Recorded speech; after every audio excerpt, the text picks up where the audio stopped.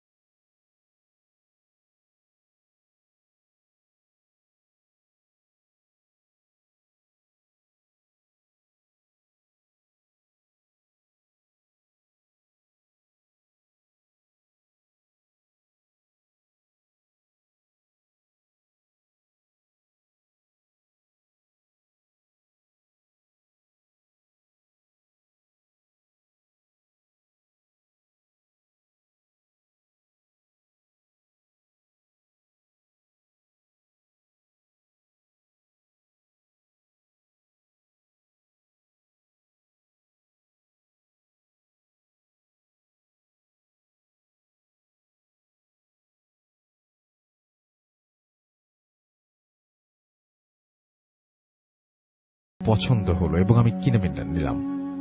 ফিরে আসার সময় ওই দোকানি আমাকে ডাকলো এবং বলল আমার দোকানে যারা আসে তাদের আমি এই খাবারটা খাওয়াই। এটা বলেই উনি ওই খাবারের 2টা টুকরো আমাকে দিলেন। আমি কিছুটা অবাক হলেও খাবারটা নিলাম, তবে অতটা গুরুত্ব দিলাম না। আমি যখন চলে আসছিলাম তখন একবার পেছনে তাকালাম আর দেখলাম দোকানি আমার দিকে অপলক দৃষ্টিতে তাকিয়ে আছে, আর সেই দৃষ্টি যেন আমাকে ভেদ করে চলে যাচ্ছে, আর সেই স্বপ্নের অপার্থিব মিষ্টি গন্ধ পেতে লাগলাম। আমার কেমন যেন ভয় ভয় করতে লাগলো। আমি তাড়াতাড়ি ওখান থেকে চলে আসলাম। বাসায় আসতে আসতে আমি খাবারগুলো খেয়ে নিলাম। তারপর আমি এসব ভুলেই গেলাম। তবে সেই পায়েলটা আমার পায়ে পড়তাম। রাতে ঘুমানোর সময় খুলে বালিশের নিচে রেখে দিতাম, আবার সকালে পরে নিতাম। 2-1 দিন পরে আমি হোস্টেলে চলে আসি। বেশ কিছুদিন কেটে যায়। আমি হঠাৎ একদিন স্বপ্নে দেখলাম আমি একটা রুমে বসে আছি, কিন্তু সেখানে কোনো আসবাবপত্র নেই। একটু পরেই 2জন কালো বোরকা পরা মহিলা আসেন, যাদের মুখ নাকাব দিয়ে ঢাকা। এসেই আমার পাশে বসে পড়েন আর আমার দিকে তাকিয়ে থাকেন। আমিও কিছু না বলে দেখতে লাগলাম। হঠাৎ একজন উঠে দাঁড়িয়ে ওই কালো বোরকার ওপরে একটা টকটকে লাল বোরকা পরে রুম থেকে বের হয়ে চলে গেলেন। অন্যজন ওনার সঙ্গীকে চলে যেতে দেখে এমন ভাবে কান্না শুরু করলেন যেন উনি যেতে দিতে চাচ্ছেন না। হঠাৎ আজানের শব্দ ভেসে এলো। আমার ঘুম ভেঙে গেল। আমার নাকে এলো সেই মিষ্টি গন্ধ। গলার ওপরের অংশটা খুব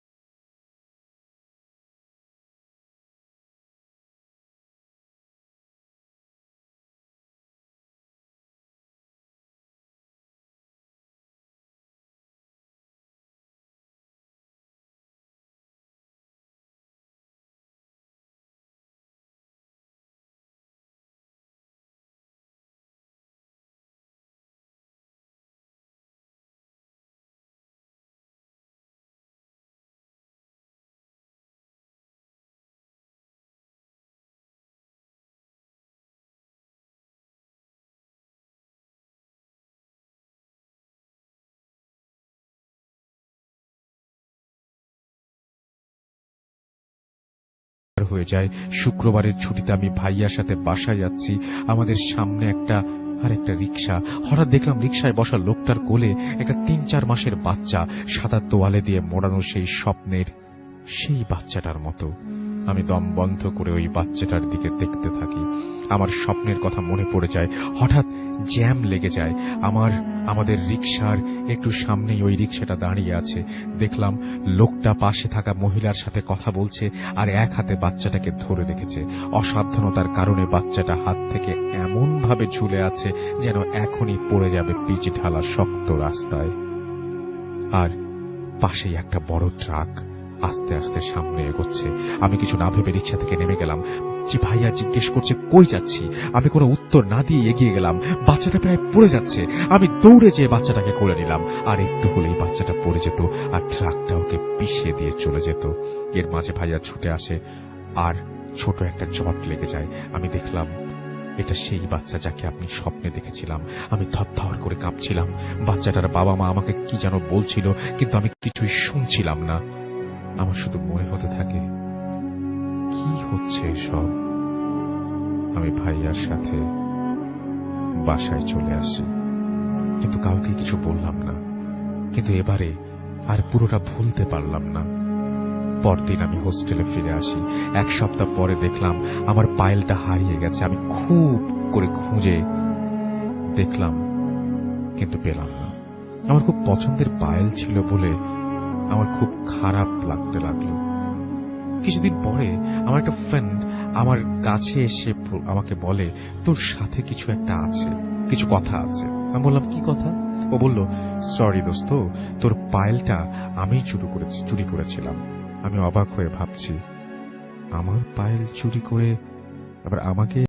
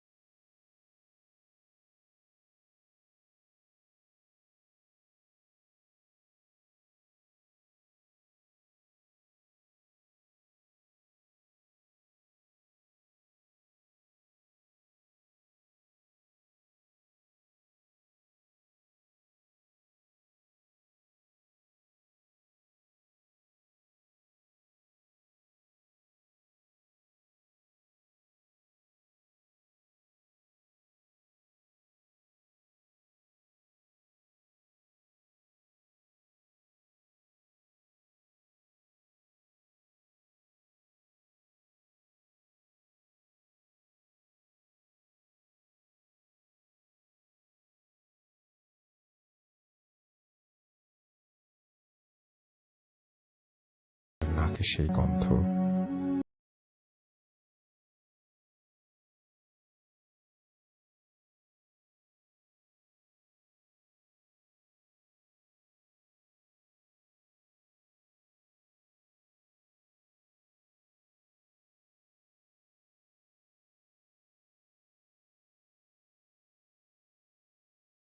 ঢাকায় ফিরে আসি।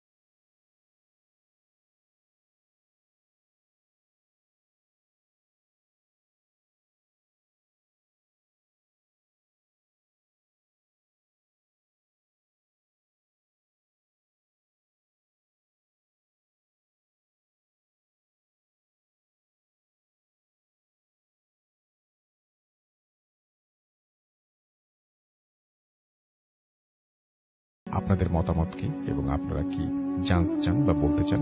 It's a beautiful story and I hope you loved it. And আমার এখন যেটা করব সেটা হচ্ছে যে আমি সরাসরি চলে যাব আমাদের প্রথম অতিথির কাছে, মানে ডক্টর আলিফ যিনি, তার কাছে, এবং ডক্টর আলিফের একটা চমৎকার ঘটনা শুনে আসবো। আশা করছি যে এই ঘটনাটি আপনাদের খুব এবং খুব ভালো লাগবে। আলিফ। আসসালামু আলাইকুম লিসেনার্স, থ্যাংক ইউ রাসেল ভাই। তার আগে আলিফ একটু আমি কথা বলি, সেটা হচ্ছে যে আমাদের এখানে আসার আগে আমি লাস্ট উইকেও এবং কয়েক উইক ধরেই ইমেল পাচ্ছি এবং লাস্ট উইকেও পেয়েছি, আচ্ছা, যে ডক্টর আলিফ স্যারকে নিয়ে আসেন। আমি এই জিনিসটা, আমি এই ইমেলটা পেয়েছি এবং এইটা রেগুলারই একটা ঘটনা।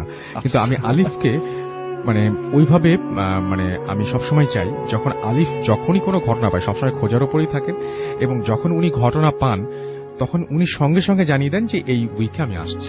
হ্যাঁ। এবং ওনার আবার ঘটনা পাওয়ার একটা ব্যাপার আছে, সেটা হচ্ছে উনি যতক্ষণ পর্যন্ত নিজে ঘটনাটা পাওয়ার পরে স্যাটিসফাইড না হন ততক্ষণ পর্যন্ত উনি আমাকে নক করেন না। এবং আমি যদি ওই সময় নকও করে বলি যে আলিফ আসতে হবে, উনি বলেন যে ঘটনা এখনো পাইনি, সামনে পাবো। তারপরে আমার সার্চ থাকে সবসময় যে যদি পায়। আর আজকে তো ভাই আসল ভাই মানে এমন যে আমি একটু অন্য সময় বলে আসছি যে আজকে রেডিও ফুটেজ যাবো, তোমরা আপনারা সবাই লিস্ট শুনবেন।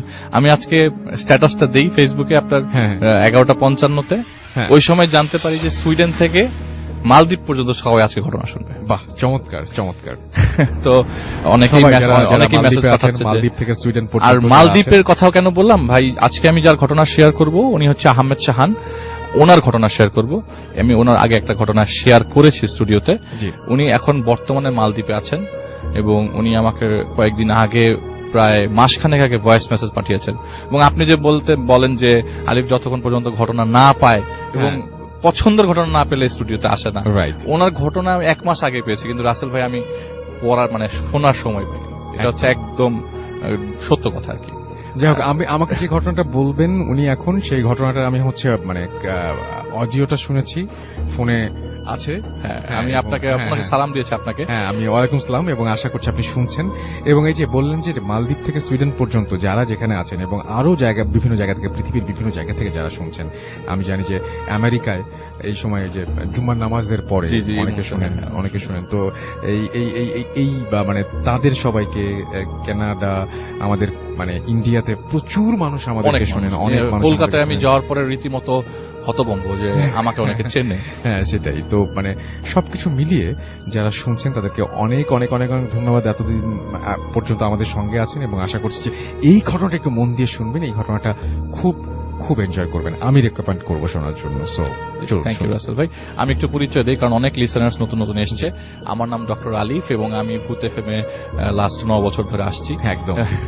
তো আজকে যে ঘটনাটা নিয়ে আসছি, যে একটু আগে বললাম যে মালদ্বীপে থাকেন, উনি হচ্ছে আহমেদ চাহান। আসলে পারিবারিক ঘটনা, পারিবারিক টানাপোড়েনের কারণে বাংলাদেশের বাইরে চলে যাওয়া। ওনার প্রফেশনটা হচ্ছে উনি একজন মসজিদের ইমাম ছিলেন এবং ওনার ঘটনাটা আমি প্রায় বছর খানেক হলো এখানে শেয়ার করেছিলাম, মৌলভীবাজারের একটি ঘটনা। এই ঘটনাটার সিকুয়েলি আমি এখন আজকে বলবো আর কি।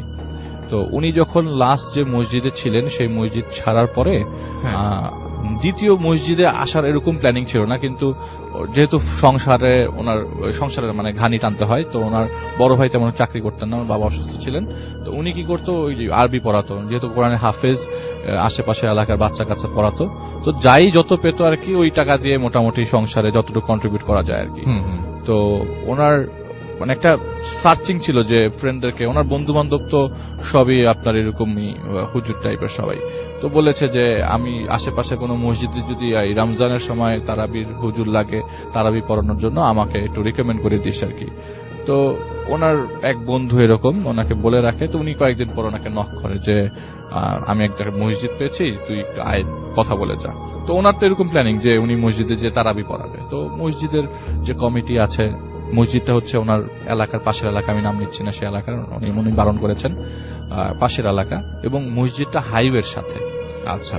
তো হাইওয়ের সাথে থাকবার কারণে ওইখানে ওই এলাকায় আরেকটা বড় মসজিদ আছে, কিন্তু উনি এই মসজিদে না, এই মসজিদে সুযোগ পান আর কি। তো মসজিদে ঢোকার পরে ওই কমিটির লোকজন ওনার কাছ থেকে আজান শুনতে চান। উনি একটু হতভম্ব হয়ে যায়। আমি তো আসলে প্ল্যানিং করছিলাম যে স্টুডেন্ট পড়াবো আর এরকম আসলে করবো আর কি, মসজিদে তারাবির নামাজ পড়াবো। তো আজান শুনতে চাচ্ছে। তো ওই ফ্রেন্ডটা আবার ওনাকে বলে নাই যে ওরা মুয়াজ্জিন খুঁজতেছিল মসজিদের জন্য। তো উনি কি করে, আচ্ছা ঠিক আছে, যেহেতু চাচ্ছে আজান, উনি আজান দেন এবং আজানটা দেওয়ার পরে ওনার আজান শুনে সবাই খুব প্লিজড হয় আর কি। আচ্ছা। তো বলে যে ঠিক আছে, তুমি মুয়াজ্জিন হয়ে যাও মসজিদে। তো উনি আবার সেই মুয়াজ্জিন। তো উনি বলে যে আসলে আলিফ ভাই, আমার লাইফে মসজিদের রিলেটেড এত ঘটনা ঘটে গেছে, আসলে আমি আবারও মসজিদে ঢুকলাম এই জায়গায়, পাশের মসজিদে। তো ওনার বাড়ির থেকে বেশি দূরে না, খানিকটা দূরে।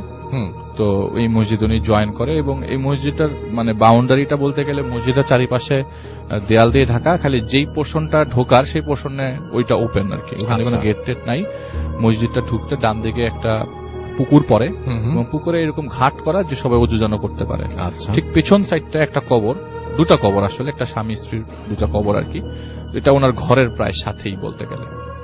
আর একটু খানিকটা দূরে গেলে একটা ছোট জায়গা, এলাকার ভিত্তিক লোকজন সবাই টাকা পয়সা দিয়ে এই মসজিদের যে 30 বছর ধরে ইমাম ছিলেন তাকে একটা জায়গা করে দেয় তার ফ্যামিলি সহ থাকার জন্য। তো তার ফ্যামিলি সহ ওই হুজুর, ওই ইমাম ওই মসজিদের ওই জায়গাটায় থাকতেন আর কি। তো মজার বিষয়, ইমাম, আমি আপনাদের সবাইকে বলে রাখি, ইমাম আসলে বয়স এত বেশি হয়ে যাওয়ার কারণে, ওভার 75 হয়ে যাওয়ার কারণে উনি মসজিদে ফজরের ওয়াক্তে নামাজ পড়াতে আসতে পারতেন না। মোস্ট অফ দ্য টাইম দেখা যায় যে ওই শাহান ভাইকে ওনাকে নামাজ পড়াতে হতো বা আজান দিতে হতো, কোনো না কোনো সময় মাঝে মধ্যে আসতো আর কি। আর মসজিদটা এমন যে আপনার হার্ডলি ফজরের ওয়াক্তে মানুষ হয়। আর যেহেতু হাইওয়ের পাশে মসজিদটা, তো হাইওয়েতে যারা যাচ্ছে তখন জোহর আসর ফজর জোহর আসর মাগরিব এশা পড়ার জন্য যারা থেমে নামাজ পড়ে তারা পড়ে, আর এলাকা ভিত্তিক যে কজন আসে আর কি। তো ফজরের ওয়াক্তে নামাজে লোক পাওয়া খুবই ভালো ওই জায়গাটায়। এখন হার্ডলি এই মসজিদের আপনার মসজিদ কমিটির লোকজনও হার্ডলি মসজিদে আসে, কোন ডিসিশন নেওয়ার জন্য হলে আসে এবং বেতন টেতন দিতে হলে আসে আর কি। তো ঘটনায় যাই, উনি যখন এই মসজিদে জয়েন করে, তো ওইখানে থাকার জন্য তার কাপড় চোপড় নিয়ে আসে এই জায়গায়। ওনার তো সব ওয়াক্তে সে মসজিদে দেখা, মোস্ট অফ দ্য টাইম ওই মক্তবে এলাকা ভিত্তিক লোকজন তাদের বাচ্চা কাচ্চা তাকে দিয়ে যায় সকালে মানে পড়াশোনা করার জন্য মক্তবে। আর উনি অন্যান্য সময় আজান দিয়ে একটু রেস্ট নেয় মোস্ট অফ দ্য টাইম, ওনার ঘুমাতে খুব পছন্দ। তো উনি কি করলো, সেদিনের ঘটনা, সেদিন ওনার একটা রেগুলার অভ্যাসে ফজরের ওয়াক্ত যখন হয় তখনই তার মোবাইলে অ্যালার্ম বেজে ওঠে। তো ওয়াক্ত থেকে 15 মিনিট আগে সে উজু টুজু করে আজান দেয়, মানে পাক পবিত্র হয়ে আজান দিয়ে যায় আর কি। তো ওনার আজান দেওয়ার সময় হয়ে যায় আর কি। ওই দিন আজান দেওয়ার জন্য তিনি মানে প্রিপারেশন নেন। ওই মোবাইল অ্যালার্ম বাজে, সে অজু করবে, পাক হবে, বাথরুম টাথরুম শেষ করার পরে পাক পবিত্র হওয়ার জন্য অজু করতে যায় পুকুর ঘাটে যাওয়ার সময় তিনি তার পেছন সাইডে যে কবরস্থান আছে সেই কবরস্থানে দেখে একটা লোক দাঁড়িয়ে, মানে যাওয়ার পথে ওই জায়গাটায় আপনার কবর জিয়ারত করছে ফজরের ওয়াক্তে। আসলে ফজরের ওয়াক্তে কবর জিয়ারত করছে, এটাও কেমন একটা অদ্ভুত। হতে পারে এলাকা ভিত্তিক কোনো এলাকার কোনো মানুষ, তার কোনো রিলেটিভের কবর, এটা সে জিয়ারত করতে এসছে। তো সে অজুটা করে পিছন দিকে ঘুরতেই দেখে মানুষটা নাই। আসলে খুব সিম্পলি হিসাব যে ওই জায়গাটায় ঢুকতে গেলে পুকুরটা ক্রস করে আসার লাগে, তো ওনার চোখে পড়বে যে পুকুরটা ক্রস করে একটা লোক যাচ্ছে, কিন্তু ওই কবর জিয়ারত করার পর এখানে আশেপাশের মানুষ নাই। তো উনি ভাবে যে মসজিদের ভেতরে হয়তো আছে, তো মসজিদের ভেতরে ঢোকে এবং ঢোকার পরে দেখে না কেউ নাই। একটু খানিকটা অবাক লাগে, তো বলে যে আরে ভাই আসলে ত্যাক্ত বিরক্ত এসব জিনিসগুলা, আমার সাথে এত ঘটে, এত প্যারানর্মাল জিনিস ঘটছে আমার লাইফে, এই আসছে ভ্যানিশ হয়ে গেছে, এগুলি এখন আমার কেয়ার হয় না, মানে কে আসলো না আসলো ভ্যানিশ হয়ে গেল আমি খেয়াল করি নাই ওনার চেহারাটা। ওনার পরে পিছনটাই আমি দেখতে পাইছি। এরকম করে প্রথম দিন, দ্বিতীয় দিনে তিনি সেইম ভাবে ওই লোকটাকে ওই জায়গায় কবর জিয়ারত করতে দেখেন। তৃতীয় দিন ওইরকম টাইমে ফজরের ওয়াক্তে তার ঘুম ভাঙে, অ্যালার্মে ঘুম ভাঙে, দরজা খুলতেই দেখে লোকটা তার দরজার সামনে দাঁড়িয়ে সে সালাম দেয়, অনেক জোর একটা সালাম দেয়। তো উনি বলেন হ্যাঁ ওয়ালাইকুম আসসালাম, বলেন আমি তো আপনাকে প্রায় সময় এখানে দেখি। বলে জি হুজুর, আপনাকে একটু আজকে আসতে হবে, আমার কবরটা একটু জিয়ারত করাই দিতে হবে, আমি যে কবরে আসছি জিয়ারত করতে সেটা আপনি একটু জিয়ারত করে দেন আজকে। বলে আসলে এখন তো ফজরের ওয়াক্তের আজান হয়ে গেছে, আমি চাই না এখন জিয়ারত করতে, আপনি এক কাজ করি আমরা নামাজ কালাম পড়ে তারপরে জিয়ারত করলাম। বলে না আপনাকে এখনই জিয়ারত করতে হবে, আপনি দরকার হলে পরে আজান দেন, পরে আজান। বলে না, আমাকে আজান না দিলে এলাকার লোকজন বলবে যে ফজরের ওয়াক্তের আজান হয়নি এই জায়গায়, এটা একটা দাগ উঠে যাবে, কথা উঠে যাবে, আমি চাই না এরকম কিছু হোক, যেহেতু মসজিদের সব রেসপন্সিবিলিটি আমার, আমি মুয়াজ্জিন, আমাকে আজান দিতেই হবে এখানে, সামহাও এটা আপনাকে ব্যবস্থা করেন। বলে যে আচ্ছা ঠিক আছে। তো বলে যে উনি কি করলো, যে উনি অজুখানায় চলে গেল, যেতে যেতেই লোকটা ওই জায়গাতে আর নাই। অজুখানার থেকে পেছনে তাকায়, যে নর্মালি যে লোকটা ওখানে কবর জিয়ারত করতে দেখে ওই লোকটাকে আর পেল না। তো যাই হোক উনি আজান দিলেন, আজান দিয়ে নামাজ কালাম পরে ঘরে ঢুকে শুয়ে পড়লেন। সকালবেলা এরকম রেগুলার রুটিন। এরপর থেকে রাসেল ভাই একদিন না, 2 দিন না, টানা 20 দিন এরকম ফজরের ওয়াক্ত হয়, সে ওয়াশরুমে যায় পাক পবিত্র হওয়ার জন্য, ওযু করার জন্য আপনার পুকুর ঘাটে যায়, এবং ছবির মতো একই পজিশনে এই লোকটাকে ওই কবর জিয়ারতের অবস্থায় দেখতে পায়। আচ্ছা, জিয়ারতরত অবস্থায় দেখতে পায়, একই ছবি, মানে একটা দেয়ালের মধ্যে একটা ছবি যেরকম থাকে, এই দৃশ্যটা তার ফজরের ওয়াক্তে ওই জায়গায় প্রতিদিন দেখা, মানে কবরের একই প্রান্তে একই কোণায় দাঁড়িয়ে উনি কবর জিয়ারত করছে। ওই ঘটনার থেকে 20 দিন পরে এবং মসজিদে জয়েন করার পর 1 মাস 10 দিন পরে ওই দিন তার ঘুম ভেঙে যায়। কিন্তু রেগুলার অভ্যাস যে অ্যালার্ম দেয়, অ্যালার্মের আগে ঘুম ভেঙে যায় এবং তার মনে হয় যে হয়তো এলাকায় অ্যালার্ম দিবে, ফজরের ওয়াক্ত হয়ে গেছে। কারণ ফজরের ওয়াক্তের আভা, রাতের আভা অলমোস্ট সেম। এই দরজাটা খোলার পরে সেই লোকটাকে দেখতে পায়। তো বলে যে ভাই আমি তো ওরকম ভাবে এই লোকটাকে এতদিন চেহারা সুরত দেখি নাই, পিছনটাই দেখছি, একদিনই আমার দরজার সামনে আসছিল, প্যারানর্মাল কিছু বলবো না, উনি একটা সুদর্শন লোক, এত সুন্দর দেখতে, সুরমা দেওয়া চোখে, সুন্দর সুরমা দেওয়া পাঞ্জাবি পায়জামা, সুন্দর গঠন, বলবো না যে খুব অদ্ভুত গঠন, তাও না, উনি খুবই সুন্দরভাবে আসছে। উনি আমাকে সালাম দিল, আমি সালাম গ্রহণ করলাম, এবং সালাম গ্রহণ করার পর ওনার একটা অদ্ভুত রিকোয়েস্ট আসলো।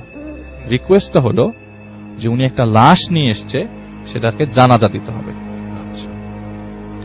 তো ওনার প্রথম কথা, মুয়াজ্জিনের মানে শাহান ভাইয়ের প্রথম কথা আছে, এলাকায় তো আমাকে কেউ একটা মৃতর খবর জানালো না। ফার্স্ট অফ অল আপনি ফজরের ওয়াক্তে ডেড বডি নিয়ে আসছেন, কেউ যদি মারাও যায় সে পরদিন সকাল পর্যন্ত ওয়েট করে, দুপুরে হয়তোবা জোহরের ওয়াক্তে জানাজা হয়ে কবর হয়, মোস্ট অফ দ্য লাশের কবর এইভাবে হয়, আপনি ফজরের ওয়াক্তে নিয়ে আসছেন, 1 নম্বর কথা। 2 নম্বর কথা, এলাকা কোনো লোক এসে আমাকে বলে নাই যে মাইকে এলান করতে হবে। মাইকে তো আমি এরকম এলান করি যে কে মারা গেছে, অমুক মারা গেছে, এলাকার এরকম মানুষ মারা গেছে, আমি মাইকে জানাই দিই, কিন্তু আপনি তো এরকম কিছু জানালেন না। ওনার রিকোয়েস্ট হচ্ছে যে আমরা 2 জন মিলে জানাজা করব, জানাজা করার পরে লাশটা আমরা দাফন করব, দাফনের সর্ব প্রস্তুতি নেওয়া আছে, কবর খোঁড়া আছে, আপনাকে কিছু করতে হবে না, আপনি জাস্ট জানাজা করাবেন। তো উনি বলে যে না, আসলে এরকম তো এখতিয়ার নাই, আমি পড়াতে পারবো না, আর আপনি কোথা থেকে মার্ডার করে নিয়ে আসছেন এই জিনিসটা আমার দেখা দরকার। তো ওনার মনে মনে ভাবে শাহান ভাই যে হয়তো উনি ব্লাফ মারছে, বাইরে কোনো লাশ নাই, এবং উনি দরজাটা খুলে উকি মারে, সে একইভাবে দেখে যে হ্যাঁ আসলেই আশেপাশে কোনো লাশের খাটিয়া টাটিয়া কিছু নাই। তো ডান পাশে তাকাতেই উনি বলতেছে যে কই আপনার লাশ টাশ কোথায়? বলে যে এই যে আপনার সামনেই তো লাশ। তো উনি দেখে আসলেই মসজিদের সামনে সিঁড়ির 3টা স্টেপ, সিঁড়ির উপরে একটা লাশ পড়া। তো প্রথমে উনি একটু ঘাবড়ে যায়, ঘাবড়ানোটা যে কোনো মানে যে কোনো নর্মাল মানুষের জন্য স্বাভাবিক। উনিও ঘাবড়ে যায় এবং ঘাবড়ানো অবস্থায় বলে যে আপনি এই লাশটা নিয়ে আসছেন মানে কি?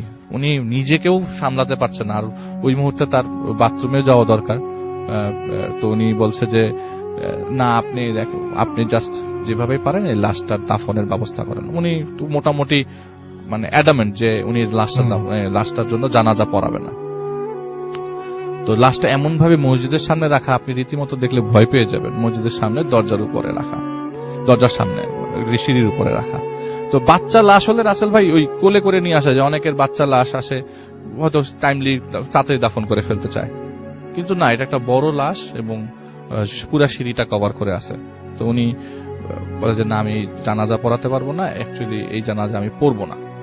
আর দুইজন মিলে জানাজা হয় কিনা এটাও আমার মোটামুটি জানা নাই, বা এরকম কিছু একটা তিনি বলে না, আপনাকে এর জানাজা পড়তে হবে। আপনি যদি এনার জানাজা না পড়েন তাহলে এই লাশের চেহারা আপনাকে দেখতে হবে। তো উনি বলেন না, আমি লাশের চেহারাও দেখবো না, আমি জানাজা পড়বো না। কিন্তু ভয় কাজ করতে থাকে রাসেল ভাই, যে এত রাতে এরকম একটা মানুষ মানে ফজরের ওয়াক্তে এসছে, আর আমি যে দরজা, উনি কি করে ওয়াশরুম থেকে আসার পরে আবারও ওনাকে সামনাসামনি পায় এবং ওনাকে একই আর্গুমেন্ট করতে দেখা যায়। তো উনি কি করে, একটা পর্যায়ে চিন্তা করে আমি যে উনি মানে রুমে ঢুকে যাবে দৌড়ে, কিন্তু রুমের তালা দিয়ে আসছে উনি, মোবাইল ফোন সব রুমের ভেতরে, রুমের তালা দেওয়া। তো উনি কি দৌড়ায় যাবে, কিন্তু দৌড়াতে গেলে তালা খুলতে গিয়ে যদি তাকে খট করে মেরে ফেলে। তো উনি এর মধ্যে উজু করে আস্তে আস্তে 5-6 বার ওনার শরীর বন্ধ করে ফেলে আয়াতুল কুরসি পড়ে, কিন্তু তারপরেও তার ভিতরে একটা ভয় থাকে। বলে আমি আপনার লাশের জানাজা পড়বো না। উনি কি করে, একটা ভোদৌড় মারার প্ল্যান করে। ওই লোকটা বলে কই যাবেন? হঠাৎ করে তো হুজুর মানুষ মাথা মানে একটা পর্যায়ে বিরক্ত হয়ে মাথা নিচে তাকাতে তাকাতে যখন মাথা উঁচুতে তাকায়, মানে মাথা উঁচু করে, তখন দেখে যে এই কালো আভাটা আস্তে আস্তে সরে দিনের বেলা হয়ে যাচ্ছে। তার চারিপাশে খালি কবর আর কবর। তিনি যে এলাকায় ছিলেন, জায়গাটায় কবর। উনি যে এলাকাতে ছিলেন সেই এলাকায় উনি নাই, মানে স্টেপে স্টেপে কবর। বলে যে আমি প্রতিটা স্টেপ দিব, আমার মনে হয় কবরের উপরেই পাড়া পড়বে। এই সামনে কবর, পিছনে কবর, আর উনি আমার থেকে 10 গজ সামনে দাঁড়ানো ওই লাশটা নিয়ে। আমি যে এলাকায় ছিলাম সেই এলাকাটায় আমি নাই। মরুভূমির মতো একটা এলাকা, চারিপাশে উঁচু ঢিবির মতো কবর, কবরগুলা চারিপাশে পাথর দিয়ে মার্ক করা, কিন্তু কার কবর কি এটা জানি না। দূর দূরান্তে কিছু গাছ দেখতে পাচ্ছি। আমি এই জায়গাটায় কিভাবে আসলাম? ওনার কোশ্চেন হচ্ছে এটা। আমি তো এই জায়গায় ছিলামই না। উনি এটা মানে উনি বলে যে আমার রীতিমতো আমি আসলে ত্যক্ত হয়ে যাচ্ছি, যে এই জিনিসটা আমি এভাবে ফেস করব এবং এমন একটা জায়গায় তুরির মধ্যে সেকেন্ডের মধ্যে চলে আসবো যে জায়গাটা একদম অচেনা। তো উনি তারপরেও ওই জায়গায় অ্যাডামেন্ট, না আমি আপনার লাশের জানাজা পড়াবো না। উনি কি করলো, যে যা হবার হবে, আল্লাহ তাআলার নাম নিয়ে আমি শরীর বন্ধ করে রাখছি, যদি কোনো ক্ষতি করে আমাকে মেরেও ফেলে, ইটস আপ টু দেম। উনি কি করে, একটা ভোদৌড়ার প্ল্যান করে, দৌড়াতে থাকে, অনেকক্ষণ দৌড়াতে থাকে রাসেল ভাই। দৌড়াতে একটা সময় মাথা মানে হাঁপিয়ে যায়, হাঁপিয়ে মাথা নিচু করে ফেলে। মাথাটা উঁচু করার সাথে সাথে দেখে সে হাইওয়ের সামনে চলে আসছে। সে এমন অবস্থায় দেখে নিজেকে যে সে পাশের এলাকায় চলে আসছে, খুব বেশি দূরেও না, সেখান থেকে মসজিদের দূরত্ব ম্যাক্সিমাম 10 মিনিটের রাস্তা। সে হাইওয়ে ধরে যে দৌড়াচ্ছিল, যতক্ষণ পর্যন্ত দৌড়াচ্ছিল ততক্ষণ পর্যন্ত সেই সাউন্ডটাই আসছিল, আপনি কি জানাজাটা পড়াবেন না? মানে বারবার কোশ্চেন করছে। আর ওই কনভারসেশনের মাঝখানে একবার ওই লোকটা চটে গেছিল, তখন উনি কিছুক্ষণের জন্য ভয় পেয়ে যায়, কিন্তু তার দৌড়ানোটা এটা বন্ধ করে রাখতে পারে নাই। তো একটা পর্যায়ে সে যখন দেখে যে না, এখন আর শব্দটা আসছে না, সে কি করে আস্তে আস্তে মসজিদের দিকে আগাতে থাকে।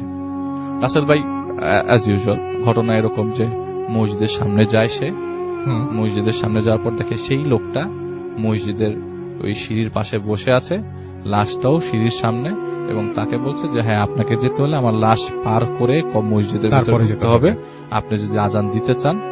আর মোস্ট ইম্পর্টেন্ট কথা আপনাকে বলি, আপনি যেভাবেই পারেন এটা আপনাকে করেই যেতে হবে, হয় আপনি জানাজা দেবেন, না হলে আপনার চেহারা দেখতে হবে। তো উনি লাস্ট মোমেন্টে রাজি হয়, হ্যাঁ আমি চেহারা দেখব, আমি এই লাশের চেহারাটা দেখব, আমাকে চেহারা দেখান, তাও আমি জানাজা দেব না। তো ওই লোক বলে ঠিক আছে।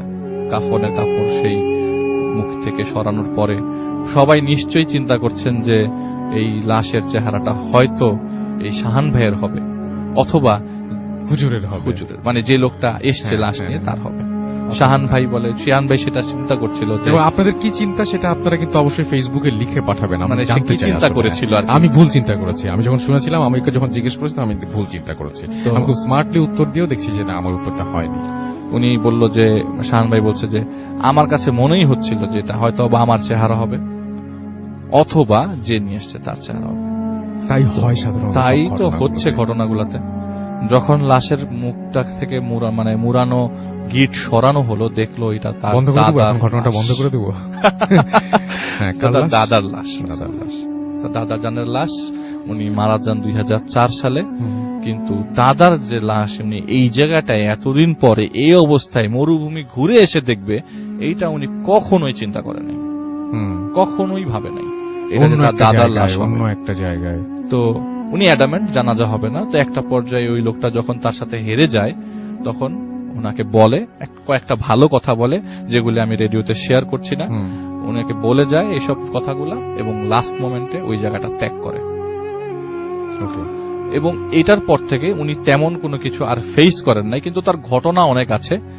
তার ছোটবেলা থেকে বহু ঘটনা তার মা তার সাথে ফেস করিয়েছে। হুম। তার মাই বেশিরভাগ ফেস করেছে তার মা তাকে নিয়ে।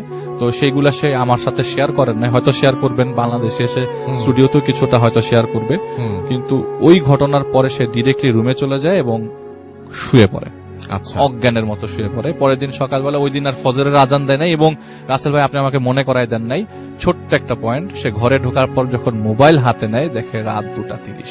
Right right right right. হ্যাঁ, সময়টা তখন আসলে ফজরের ওয়াক্তই ছিল না, এবং তার যে ঘুম ভেঙেছিল এটা রেগুলার ফজরের ওয়াক্ত চিন্তা করে। এখন ঘুমের মধ্যে অনেকেই অনেক কিছু চিন্তা করে ফেলে। ঘুমের মধ্যে মানে, হ্যাঁ সকালবেলা, আমি মাঝে মাঝে রাসেল ভাই এরকম চিন্তা করি, এই সকাল হয়ে গেল, তখন মানে আরে না, এটা তো ঘুম, আমি বিকালের ঘুম দিয়েছি। তো ঘুম থেকে ভাঙার পর তখন এটা তার মানে মাথায় ছিল না। উনি পরবর্তী সময় মোবাইল ফোনে দেখা যায় 2:30 বাজে, ঘটনার লাস্টের দিকে চলে এসেছি, 2:30 বাজে, এবং সে মোটামুটি অজ্ঞানের মতো হয়ে শুয়ে পড়ে। এতটা টায়ার্ড ছিল ওই মুহূর্তে। ওই দিন আর তার ফজরের আজান দেওয়া হয়নি, এবং সকালবেলা মক্তবের স্টুডেন্টদের কেচাকেচিতে চিল্লাচিল্লিতে তার ঘুম ভাঙে। তাকে ঘুম থেকে জাগানোর পর সে কাউকে ঘটনাটা শেয়ার করেন নাই, কিন্তু ওই দিন তার ফজরের আজানটাও দেওয়া হয়নি। তো যাই হোক, হোয়াট এভার, লাস্ট মোমেন্টে পরে ওই জায়গাটা চাকরি ছেড়ে সে এখন মালদ্বীপে অবস্থানরত। এবং সত্যি কথা বলতে রাসেল ভাই, তার এটা একদম নিজের সাথে ঘটা ঘটনা, এবং আরো কিছু ঘটনা তার আছে, সেগুলি পরবর্তী সময় শেয়ার করবে। এটা ছিল ঘটনা। Thank you so much, it's a beautiful story. এবং আমি বিশ্বাস করি, আমি পুরো সময়টা অনেক মন দিয়ে শুনছিলাম, এবং দুবার শুনলাম। আমি একটু আগে একবার শুনেছি, এখন আরো একবার শুনলাম, এবং আমার কাছে অসম্ভব ভালো লেগেছে, এবং আশা করছি যে আপনাদের কাছেও ভালো লেগেছে। আমি দেখতে পাচ্ছি যে আমাদের টুইটার দিয়ে শুরু করি। হ্যাঁ, টুইটারে আমি দেখতে পাচ্ছি যে এমডি সাগর হুসাইন লিখেছেন যে আমি মনে করেছিলাম ওর ফ্যামিলির কেউ হবে। অ্যান্ড রাইট, ওকে, তাহলে তো আপনার প্রেডিকশন একদম মানে পুরোপুরি, আপনি যা গেস করেছেন সবকিছু একদম ঠিকঠাক হয়ে গেছে, রাইট। ফারহান শাহরিয়ার লিখেছেন যে আজকে অনেকদিন পর শুনছি। আমাদের সাথে আছেন দেখতে পাচ্ছি রিপোর্টার স্বাধীন, মসজিদের হুজুরের ঘটনা ভালো লাগছে। ড্রিমলেস সজল লিখেছেন অস্থির স্টোরি। আমাদের ফারহান শাহরিয়ার আমাদের সাথে আছেন, আই লাভ দ্য ফিল্ম। আমাদের সাথে আছেন দেখতে পাচ্ছি রাফিকুল ইসলাম, এবং আমাদের সাথে আছেন আচ্ছা ডক্টর আলিফের ফার্স্ট স্টোরিটা নাইস। ওয়েস্ট বেঙ্গল মুর্শিদাবাদ লালগোলা থেকে তিনি লিখেছেন।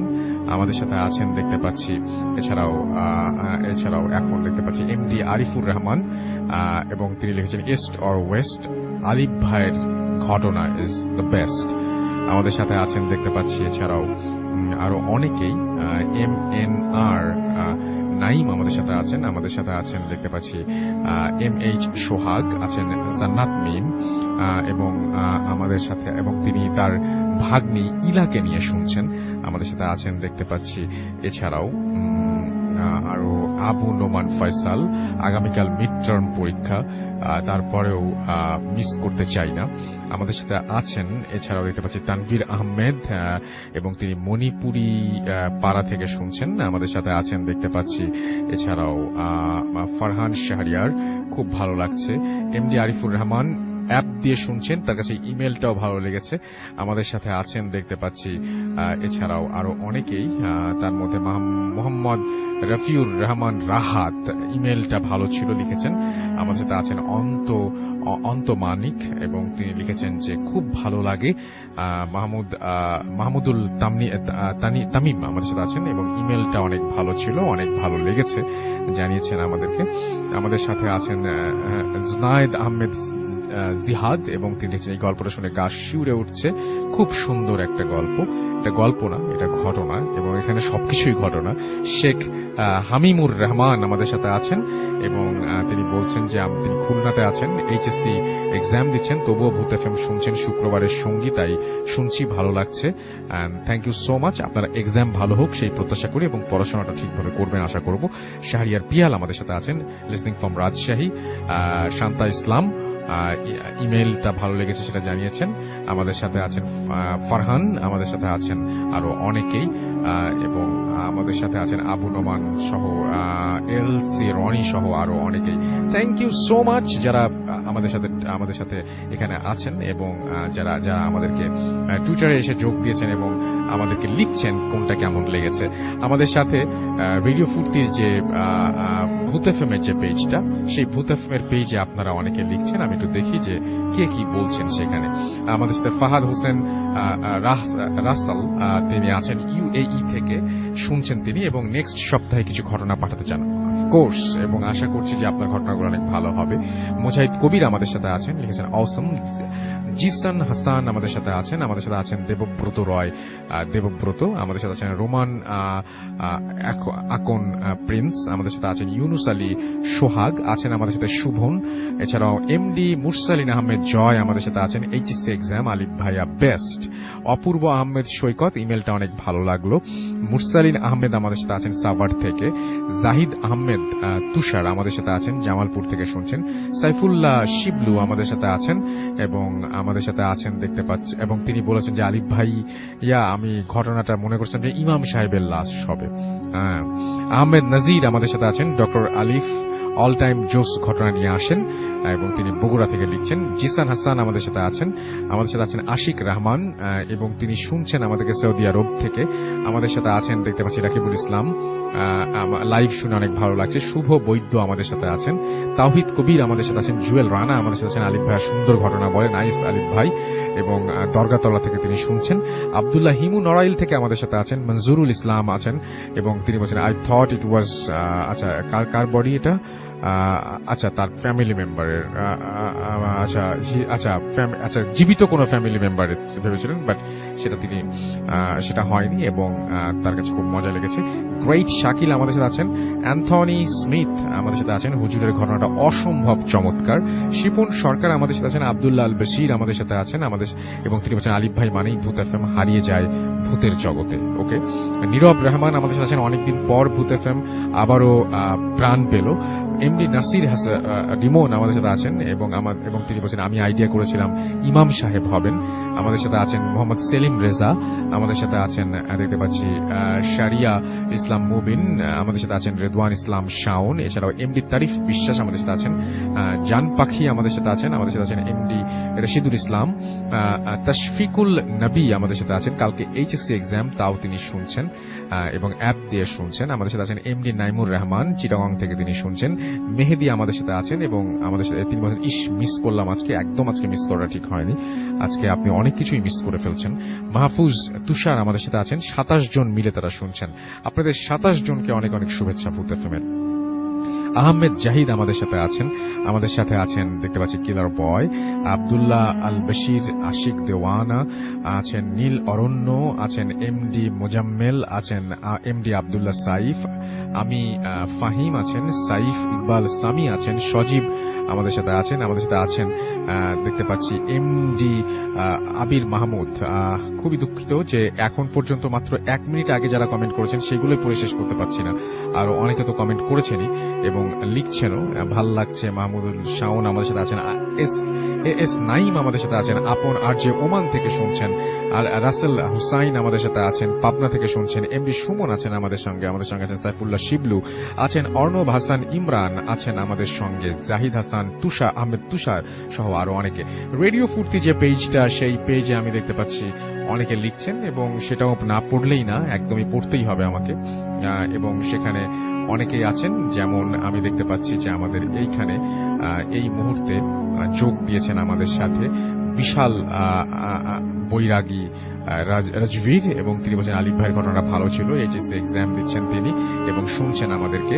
আমাদের সাথে আছেন ফুয়াদ, উত্তরা থেকে শুনছেন তিনি। আমাদের সাথে আছেন দেখতে পাচ্ছি তানভীর আহমেদ প্রান্ত, রাজশাহী থেকে শুনছেন। তারেক হুসাইন আমাদের সাথে আছেন। আমাদের সাথে আছেন তাহমিদ হাসান জীবন। আমাদের সাথে আছেন দেখতে পাচ্ছি মেহেদি হাসান, আনোয়ার মোর্শেদ আমাদের সাথে আছেন। শহীদুল ইসলাম আমাদের সাথে আছেন। জিসান আহমেদ সকাল আমাদের সাথে আছেন।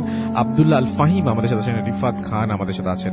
আমাদের সাথে আছেন স্টাইলিশ সামি, এছাড়াও সিয়াম আহমেদ তন্ময় আমাদের সাথে আছেন। আমাদের সাথে আছেন দেখতে পাচ্ছি ইস্তিয়াম আহমেদ সুমন, সাদ রাজু আমাদের সাথে আছেন। বিশাল আমাদের সাথে আছেন। আমাদের সাথে আছেন মোহাম্মদ সিফাত আমাদের সাথে আছেন দেখতে পাচ্ছি।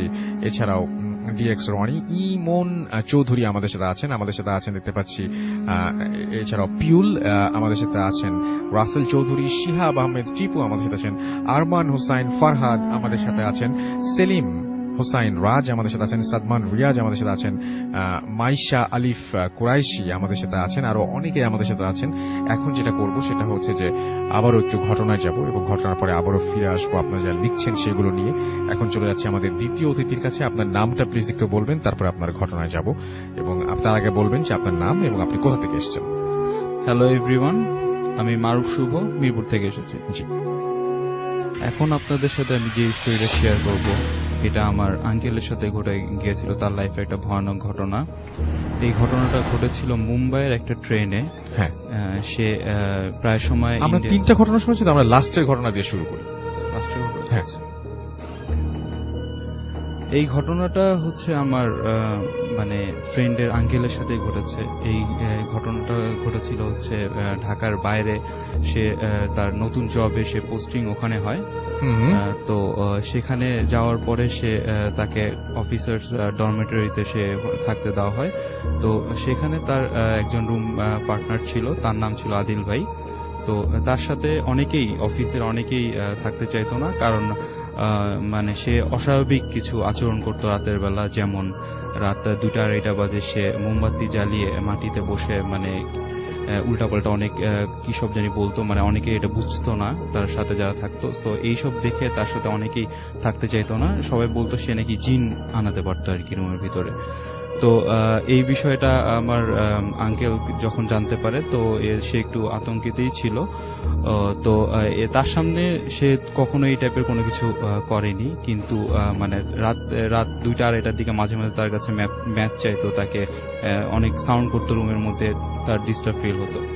তো সে চিন্তা করলো সে রুমটা ছেড়ে দিবে। তো সে রুম ছাড়ার আগে সে 3 দিনের ছুটিতে ঢাকায় আসছিল। তো ঢাকা থেকে ছুটি কাটিয়ে সে যখন অফিসে ব্যাক করলো, সে জানতে পারে যে আদিল ভাই 1 সপ্তাহ ছুটিতে ঢাকার বাইরে গেছে। মানে ঢাকার বাইরে বলতে মানে তার বাড়িতে গেছে আর কি।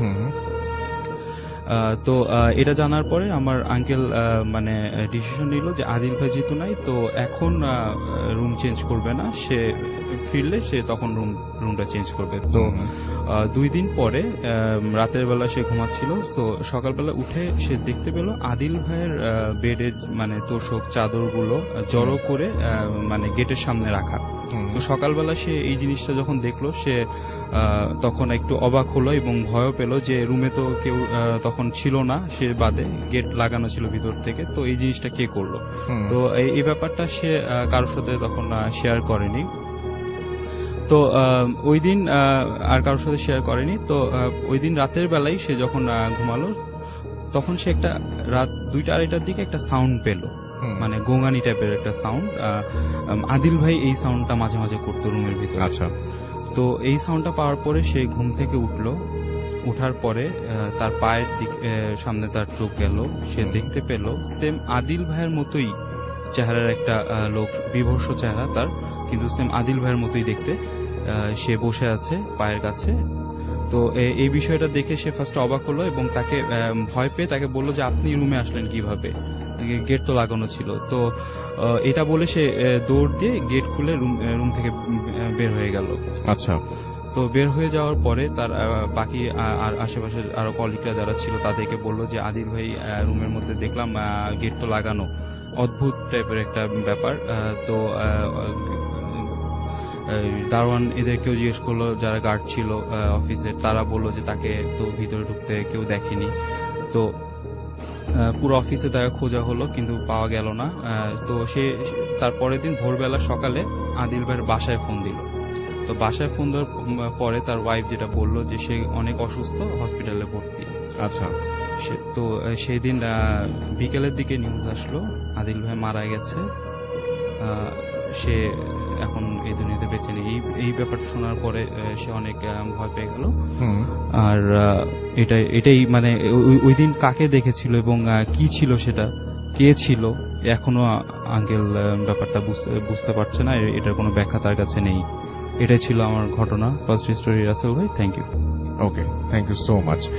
আমরা আরো একটা ঘটনা শুনলাম এবং এখন যেটা করব সেটা হচ্ছে আবারও ডক্টর আলিফের কাছে আমরা একটু ফিরে যেতে চাই এবং তার কাছ থেকে তার সেকেন্ড ঘটনাটা আমরা এখন শুনে আসতে চাই এবং আশা করছি যে এই ঘটনাটাও আপনাদের অনেক ভালো লাগবে। চলুন শুনে আসি আপনাদের দ্বিতীয় ঘটনাটি। থ্যাংক ইউ রাসেল ভাই। এখন যে ঘটনাটা শেয়ার করব সেটা হচ্ছে আমার এক ফ্রেন্ডের ঘটনা। আসলে 2008 সালের পর থেকে ও আসলে পড়াশোনা তেমন কন্টিনিউ করতে পারেনি ওর বাবা মারা যাওয়ার পর। তো ফ্যামিলির সব ভার ওর উপরে চলে আসে। তো ওর বাবার একটা ব্যবসা ছিল, সেটা মানে কলকাতা থেকে জিনিসপত্র নিয়ে এসে বাংলাদেশে নিয়ে আসতো আর কি। তো যশোর বর্ডারের সাথে কানেকশন, যশোর বর্ডার থেকে ওদের জিনিসপত্র আসতো আর কি। তো ওকে যশোর যেতে হতো প্রায় সময়। তো ওর যে খালা, ওর যে মা ছিল, সেই মার দুঃসম্পর্কের আত্মীয়র বাসায় সে যশোরে প্রায় সময় যে উঠতো আর কি। কোন এলাকায় উঠতো যশোরে সেটা শেয়ার করছি না, 2010-এর ঘটনা। আচ্ছা। তো সেই বাসাটাতে প্রতি মাসেই তাকে যেতে হতো, কারণ জিনিসপত্র সব আসতো হচ্ছে আপনার ওই যশোরে, এবং তার ওখানে একটা গোডাউন ভাড়া করা ছিল, সেখানে সে সব জিনিসপত্র রাখতো এবং একটা পর্যায়ে স্টেপ বাই স্টেপ ঢাকায় জিনিসপত্রগুলো নিয়ে আসতে হতো। তো ও যেত, এখানে 2-3 দিন থাকতো এবং থাকতেই হতো, মাস্ট থাকতে হতো। তো সেখানে থেকে ওই জিনিসপত্রগুলো কমপ্লিট করে ঢাকায় চলে আসতো। ওর রুটিন এরকম ছিল যে ঢাকা থেকে যশোর যাবে, যশোরে থেকে কন্ট্যাক্ট করে সবকিছু গোডাউনে নামিয়ে step by step procedure follow করে আবার 3 দিন পর ঢাকা ব্যাক করে চলে আসা। আচ্ছা। তো ওই বাসাটাই থাকতে হতো তাকে, কারণ হোটেলে থেকে থেকে প্রতি মাসে 3 দিন দরকার কি ওর, ও যেহেতু পরিচিত বাসা আছে। তো ওই বাসায় গেলে দেখা যায় যে দুঃসম্পর্কের আত্মীয় ছিল তার আবার উনি আবার মানে ওনার ওয়াইফ ওই বাসাটা চালাতো। 2010-এ ওই মুহূর্তে উনি বেঁচে ছিলেন না। তো ওনার ওয়াইফের বয়স ছিল প্রায় 72, ওনার 2 ছেলে ছিল, একসাথে থাকতো আর কি। তো 3তলা বাসা, 3তলা 2টা ফ্ল্যাট। সেই 2টো ফ্ল্যাটের মধ্যে একটা ফ্ল্যাটে উনি গেলে থাকতো, একটা ফ্ল্যাট বলতে 2টা রুম আর কি। আচ্ছা। সাথে একটা ওয়াশরুম আছে, একটা রান্নাঘর আছে, আর পাশে একটা রুম ছিল, সেইটা আবার গোডাউন হিসেবে আরেকজনকে ভাড়া দেওয়া ছিল। আচ্ছা। তো ওই গোডাউন তার একদম তো পাশের রুমই আর কি, আর 4তলার ছাদ ছিল। তো উনি গেলে 3তলায় উঠতেন। তো সেদিন রাসেল ভাই অনেক বৃষ্টি হচ্ছে রাস্তায় যাওয়ার পথে, এবং টিকিট না পাওয়ার কারণে নন এসি বাসে যেতে হয়েছিল। তো নন এসি বাসের টাইম ছিল দুপুরবেলা। তো ও পৌঁছে হচ্ছে সন্ধ্যার দিকে, 12টার বাস ছিল, ও পৌঁছেছে ঠিক বিকাল 5:30-6টার দিকে। 6টার দিকে পৌঁছে যায়, বাসে থাকা অবস্থায় বৃষ্টি নামে এবং ভালো ঝড় হতে থাকে, গরমকালের তো এরকম সময়ের। তো ভালো ঝড় হয়, ঝড়ের এক পর্যায়ে যখন সে বাস থেকে নামে তখনও বৃষ্টি হচ্ছে। তো একটা শেডে যে আশ্রয় নেয়। তো ওই মুহূর্তে আকাশে মেঘ চমকাচ্ছিল এবং অন্ধকারই ছিল, প্রায় মেঘাচ্ছন্নই ছিল। তো সে রিক্সা করে, রাসেল আপনি ঘটনা শোনেন নাই আমার কাছ থেকে, এটা যেহেতু শোনেন নাই আপনাকে বলি একটু শুনতে। তো কি করে রিক্সা নিয়ে চলে যায় এলাকাতে, ওই এলাকাতে বাসায় যে ওঠে। তো ইলেকট্রিসিটি ছিল না, ঝড় হয়েছে স্বাভাবিকভাবে, আর মফস্বল এলাকায় ইলেকট্রিসিটি না থাকাটাই স্বাভাবিক। তো ও বাসায় যায়, বাসায় পৌঁছানোর পর অন্ধকার, তখন মাগরিবের আজান হয়ে গেছে। বাসায় পৌঁছানোর পরে নিচে জাস্ট রিক্সা ভাড়াটা দিয়ে ঢুকবে, এমন সময় দেখে ওই বাসায় গেলে নর্মালি ওকে সার্ভ করতে একটা ছোট্ট কাজের মেয়ে। সে মেয়েটার বয়স 12 কি 13 বছর হবে। তো দোতলায় উনি যে ওনার মার খালা হয় হিসাবে সম্পর্কে, তো উনিও আসলে ভুলে ভালে খালাম্মাই ডাকতো। আচ্ছা। ও মানে আমার ফ্রেন্ডটা ওই খালাম্মাই ডাকতো। আচ্ছা। তো ওই রিলেশনটা ওরকম ভাবে মেইনটেইন করে বলতো না।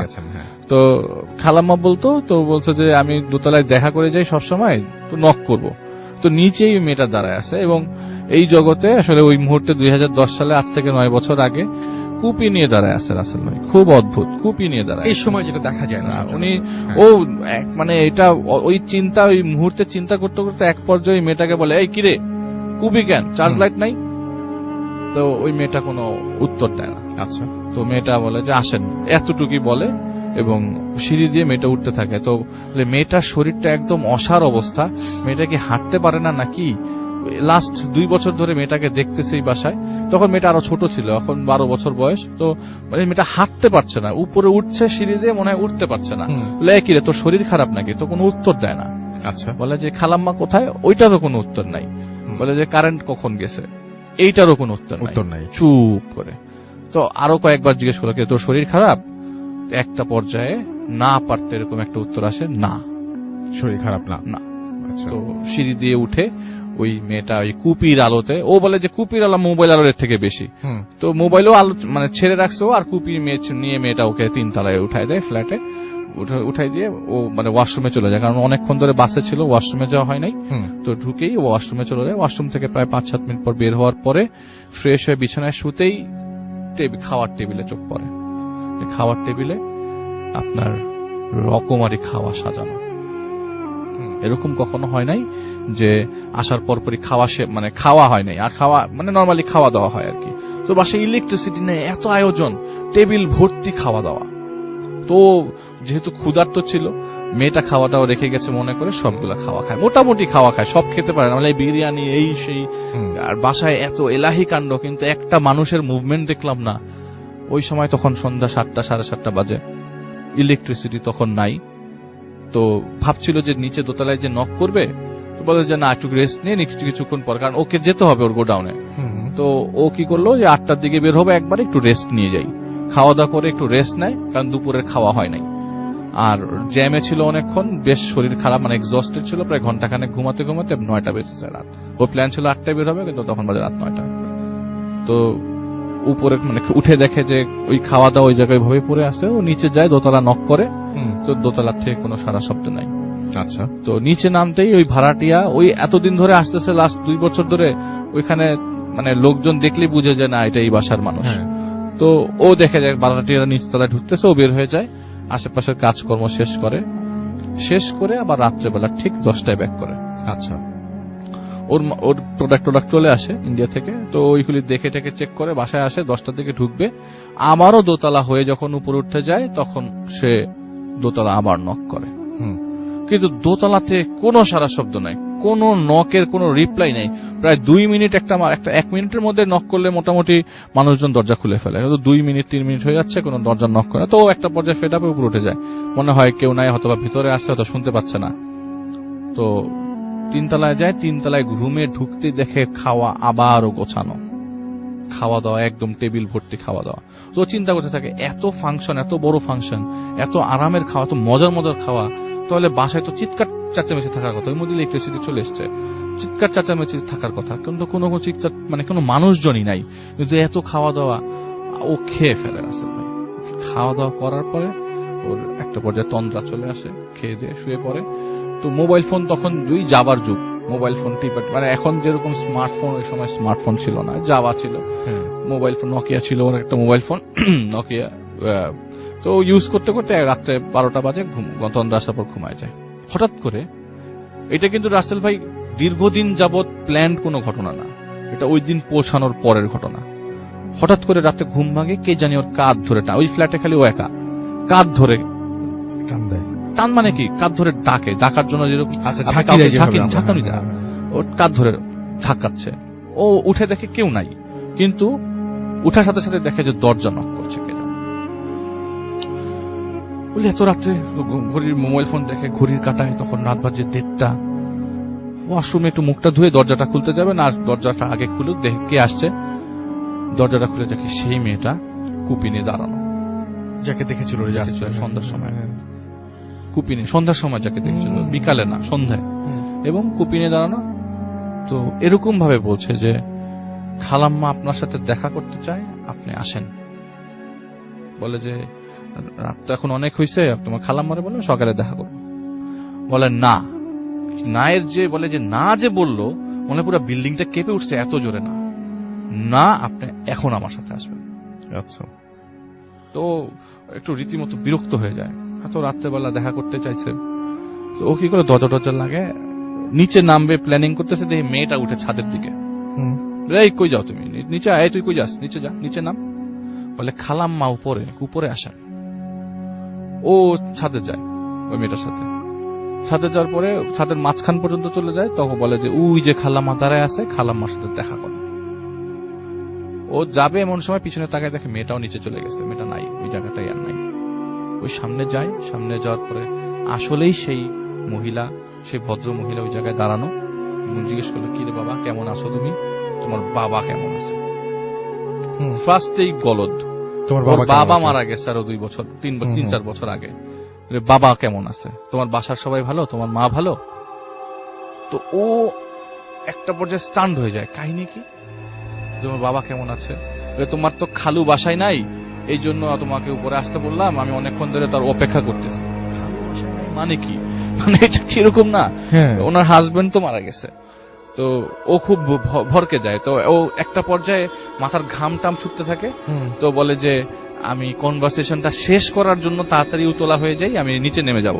তা আমি বলতে থাকি বারবার, খালাম্মা আমি এখন শুয়ে পড়ি, আমার সকালবেলা কাজ আছে, আমার মালগুলা তুলতে হবে ট্রাকে, ঢাকায় পাঠাবো, আমি চলে যাই নিচে।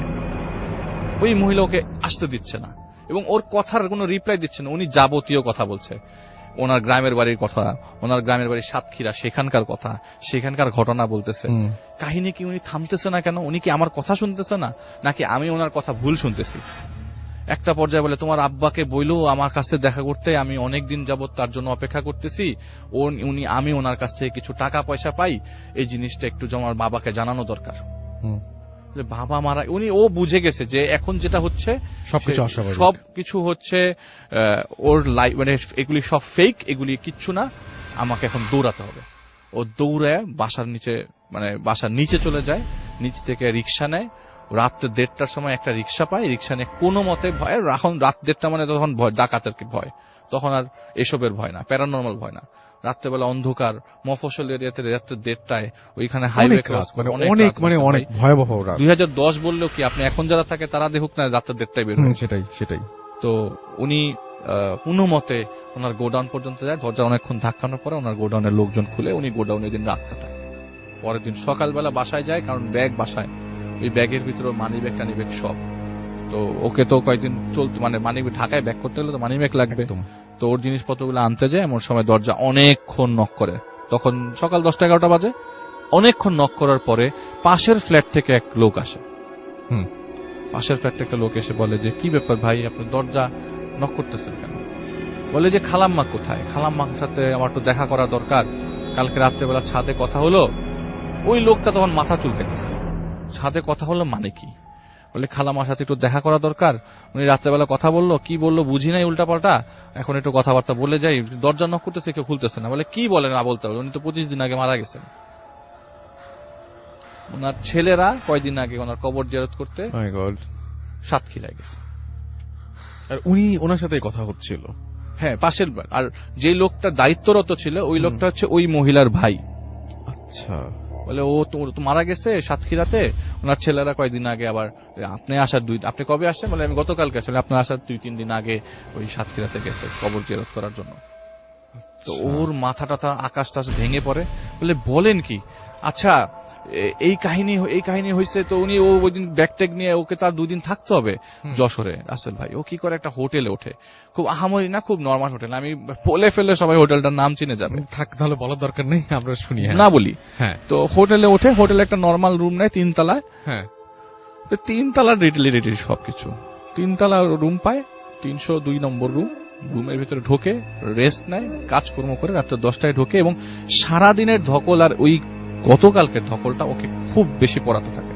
ও মাথা খারাপ হয়ে যায়, করবো কি, এটা কেমনে সম্ভব? আমি রাতের বেলা তার সাথে কথা বললাম, জলজ্যান্ত মানুষটা আমার সামনে দাঁড়ায় কথা বলতেছে, অথচ এই মহিলাটা মারা গেছে 20-25 দিন আগে। আর এটা আপনার সাথে নতুন কোনো ঘটনা ঘটলে, আগে কয়েকবার আমি শাহান ভাইয়ের ঘটনা একটু আগে শেয়ার করলাম, তার অভ্যস্ত, কিন্তু ও তো ওর অভ্যস্ত না। ওর মাথা, ও সারাক্ষণ চিন্তা করতে করতে এক সময় ঘুমায় যায়, ঘুম ভাঙে, ইলেকট্রিসিটি নেই, সিগারেট ধরাবে, বারান্দায় যাবে, নর্মাল কোনো হোটেলের মতো এসিওয়ালা হোটেল না, নর্মাল হোটেল, ও বারান্দায় যাবে, এখন আবার এসি করে ফেলছে হোটেলে। তো বারান্দায় যাবে, বারান্দায় যাওয়ার সময় বিছানা থেকে পা ফালালো, পা ফালাতে দেখলো যে পায়ের মধ্যে কি জানি লাগছে, পাটা ভেজা। তো ও ওই ঘুমানোর সময় দেখে যে বিদ্যুৎ চমকাচ্ছিল, তো বৃষ্টি হয়েছে, তো জানালা দিয়ে পানি চুয়ে চুয়ে পড়ছে, পায়ের মধ্যে পা ভিজা। তো পানি আর অন্য কিছুর মধ্যে তফাৎ আছে। এটা কেমন পিছলা পিছলা, এটা কেমন পিছলা পিছলা। ও মোবাইলের লাইট জ্বালে, এখন ওই রুম তোর জানা নাই কোন জায়গায় সুইচ, ওকে মোবাইলের লাইট জ্বালাই সুইচ খুঁজতে হচ্ছে, কারণ রেগুলার যে রুমের মধ্যে প্রতিদিন লাইট বন্ধ করে সে জানে পজিশনটা। তো হোটেল রুম এটা তো প্রথম গেছে, তো মা নামাতেই ও যখন মোবাইল ফোনের আলো ওই জায়গায় ফেলে, মোবাইল ফোনের আলো, স্ক্রিনের আলো ফেলতেই দেখে যে মানুষ টানুষ পড়া ফ্লোরের মধ্যে, মানুষ টানুষ পড়া, বুঝা যাচ্ছে না কি এটা। তো ভালো করে আলোটা ফেলে দেখে এই যে সেই মেয়েটা যে কুপি নিয়েছিল, ওই মেয়েটার একটা মাথা পড়ে আছে ফ্লোরের মধ্যে, আর শরীর টরীর কিছু না, যদি দুইটা হাত সাথে রাখা, মাথার সাথে দুইটা হাত রাখা। এইটা দেখার পর ও দরজা খুলে এখান থেকে নিচে নেমে যায়, দৌড়ায় নিচে নেমে যায়, নিচে নেমে যে লোকজন ডাকে, জড়সড়ো করে পুরো হোটেল যে মানুষগুলা ঘুমন্ত সবাইকে জাগায়, কারণ এক রুমে ঘটনা ঘটছে, এক চিৎকারে সবাই উঠে গেছে। সবাই রুমে এসে দেখে কিচ্ছু নাই, লাইট জ্বালা নাই, কিচ্ছু নাই, নাথিং ওয়াজ দেয়ার, কোনো কিচ্ছু ছিল না। সবাই বলতেছে না এটা আপনার ঘুমের মধ্যে ভুল, অথবা এটা আপনি ঘুমের মধ্যে কোনো স্বপ্ন দেখছেন, অথবা আপনার বলে না রে ভাই আমি পা দিয়ে ফিল করছি জিনিসটা, পা দিয়ে ফিল করছি আমি জিনিসটা, চুলের মধ্যে আমার পাড়া পড়ছে, আমি এর থেকে আপনাকে কিভাবে বুঝাবো। পরে ও হোটেল ছেড়ে দেয়, ও গোডাউনে থেকে লাস্ট 2 দিন গোডাউনে থেকে। কিন্তু মজার বিষয়, সে যখন ওই বাসায় যায় আবারও ওই লোকের কাছে, এবার ওই জানে দরজা নক করছে ওই দরজায়, বলে যে ওনাদের বাসায় যে একটা কাজের মেয়ে ছিল, ওর এটা কিউরিওসিটি, কাজের ওই মেয়েটারই তো মাথা দেখলো, বলে ওই মেয়েটার কি হয়েছে, ওই মেয়েটা কোথায়, মেয়েটা থাকে না এখানে। ও বলে নাই যে মেয়েটার সাথে ওর দেখা হয়েছে, মেয়েটাই তো ওকে খাওয়া দাওয়া দিচ্ছে, এটা ওর মনে হচ্ছিল। বলে মেয়েটার একটা সমস্যা হয়েছে ভাই, এটা তো আমি ওনার কথাই জানতে চাচ্ছিলাম যে হ্যাঁ কি খবর। হ্যাঁ বলে যে মেয়েটারই আসলে কি বলবো, আসলে মানুষ মারা গেলে ওই যে ভাগ্য দোষ বলে, মনে হয় যে ওর সমস্যা হয়ে গেছিল। মেয়েটা মারা যাওয়ার 4 দিনের দিন, ওই খালাম্মা মারা যাওয়ার 4 দিনের দিন, মানে আপনাদের খালাম্মা ওনার আপা আর কি, আপা মারা যাওয়ার 4 দিনের দিন ওই মেয়েটা বাবা মেয়েটাকে নিয়ে চলে যাচ্ছিল, রাস্তার মধ্যে বাবার সহ মেয়েটা মারা যায় অ্যাক্সিডেন্টে, রোড ট্রাফিক অ্যাক্সিডেন্টে বগুড়ায়। এই মেয়েটাই তো সেই কুপি হাতে দাঁড়িয়ে ছিল। ও তো ভাই ও বলে যে আমি এরপর থেকে আমার লোক পাঠাবো, আমি আর যশোরে যাব না, এই অবস্থায় আর যশোরে যাওয়া সম্ভব না। আর ওই কাটা জিনিসটা ওকে প্রচুর পোড়াতে থাকে। ওই দিন বাসায় গোডাউনে চলে আসে, ঢাকায় আসতে পারতে পুরো রাস্তায় সে দোয়া পড়তে পড়তে, যে মানুষ কখনো অতটা দোয়া টোয়ায় ছিল না, ও বলে দোয়া পড়তে পড়তে বাসায় আসে। বাসায় আসার পরে ও কাউকে না জেনে মানে জিনিসটা ওর মধ্যে থাকতে থাকতে অনেকদিন পোড়ায়। এবং যেটা সবচেয়ে ইম্পর্টেন্ট কথা, ও স্বপ্নে মেয়েটাকে প্রায়ই দেখতো। একটা পর্যায়ে ও একটা মানুষের কাছে যায়, বলে যে ভাই আমি সাইকোলজিস্টের কাছে যাই, সাইকিয়াট্রিস্টের কাছে, যে আমি এই ঝামেলায় পড়ছি। বলে যে এইটা একদিক দিয়ে সাইকোলজিক্যাল ডিফেক্ট, যে আপনি ওইখানে যে খাওয়া দাওয়া খাইছেন, আপনি যদি বলেন যে ওর খাওয়া দাওয়া খাওয়ার কারণে আপনি বারবার ওকে দেখছেন, যদি কোনো হুজুরের কাছে যান তাহলে ও আপনাকে এই কথাই বলবে। আর আমি বলবো এইটা আপনার ফিজিক্যাল প্রবলেম, যে আপনি এটা আপনি বারবার জিনিসটাকে চিন্তা করার কারণে এইটা আপনার ইমেজ বারবার ব্রেইনের মধ্যে প্রতিফলিত হচ্ছে। এক কাজ করেন, ওষুধটা খান রেগুলার, এবং একটু হাঁটেন, সকালবেলা আর বিকালবেলা হাঁটেন, এবং ওষুধটাকে রাত্রে ঘুমান। তো ওই লোক ওই ডাক্তারটার ম্যাজিশিয়ানের মতো কাজ করছে ওর, যেটা আপনি বলেন যে ডাক্তার বাংলাদেশের কিছু ম্যাজিশিয়ান ডাক্তার তো আছে রাসেল ভাই, ওই ডাক্তারের কথাটা শোনে, এবং প্রায় 2-3 মাসে এরকম প্র্যাকটিসের কারণে ও ভুলে যেতে থাকে। আস্তে আস্তে ভুলে যাওয়ার পর আর তেমন প্রবলেম হয় নাই। ভুলতে 2012 সাল এখন পর্যন্ত প্রবলেম হয় না, কিন্তু লাস্ট কয়েকদিন ধরে রাসেল ভাই আমাকে কোথাচ্ছিল এই ঘটনাটা শেয়ার করার জন্য। এটাই ছিল ঘটনা। Thank you so much. চমৎকার একটি ঘটনা শুনলাম আমরা আলিফের কাছে, এবং দ্বিতীয় ঘটনাটা অনেক অনেক অনেক চমৎকার এবং খুবই অদ্ভুত। এবং আমি আপনারা যারা শুনেছেন, আমি বিশ্বাস করি যে তারা অনেক এনজয় করেছেন, এবং আমি একটু দেখি যে আসলে কে কি বলছেন। হ্যাঁ, অলরেডি দেখতে পাচ্ছি যে সবাই আলিফের এই ঘটনাটার প্রশংসা শুরু করে দিয়েছেন এবং লিখেছেন যে অসাম স্টোরি। আমাদের সাথে আছেন দেখতে পাচ্ছি এলসি রনি, তার আজকে জন্মদিনের অনেক শুভেচ্ছা। এমডি রাজন লিখেছেন নাইস।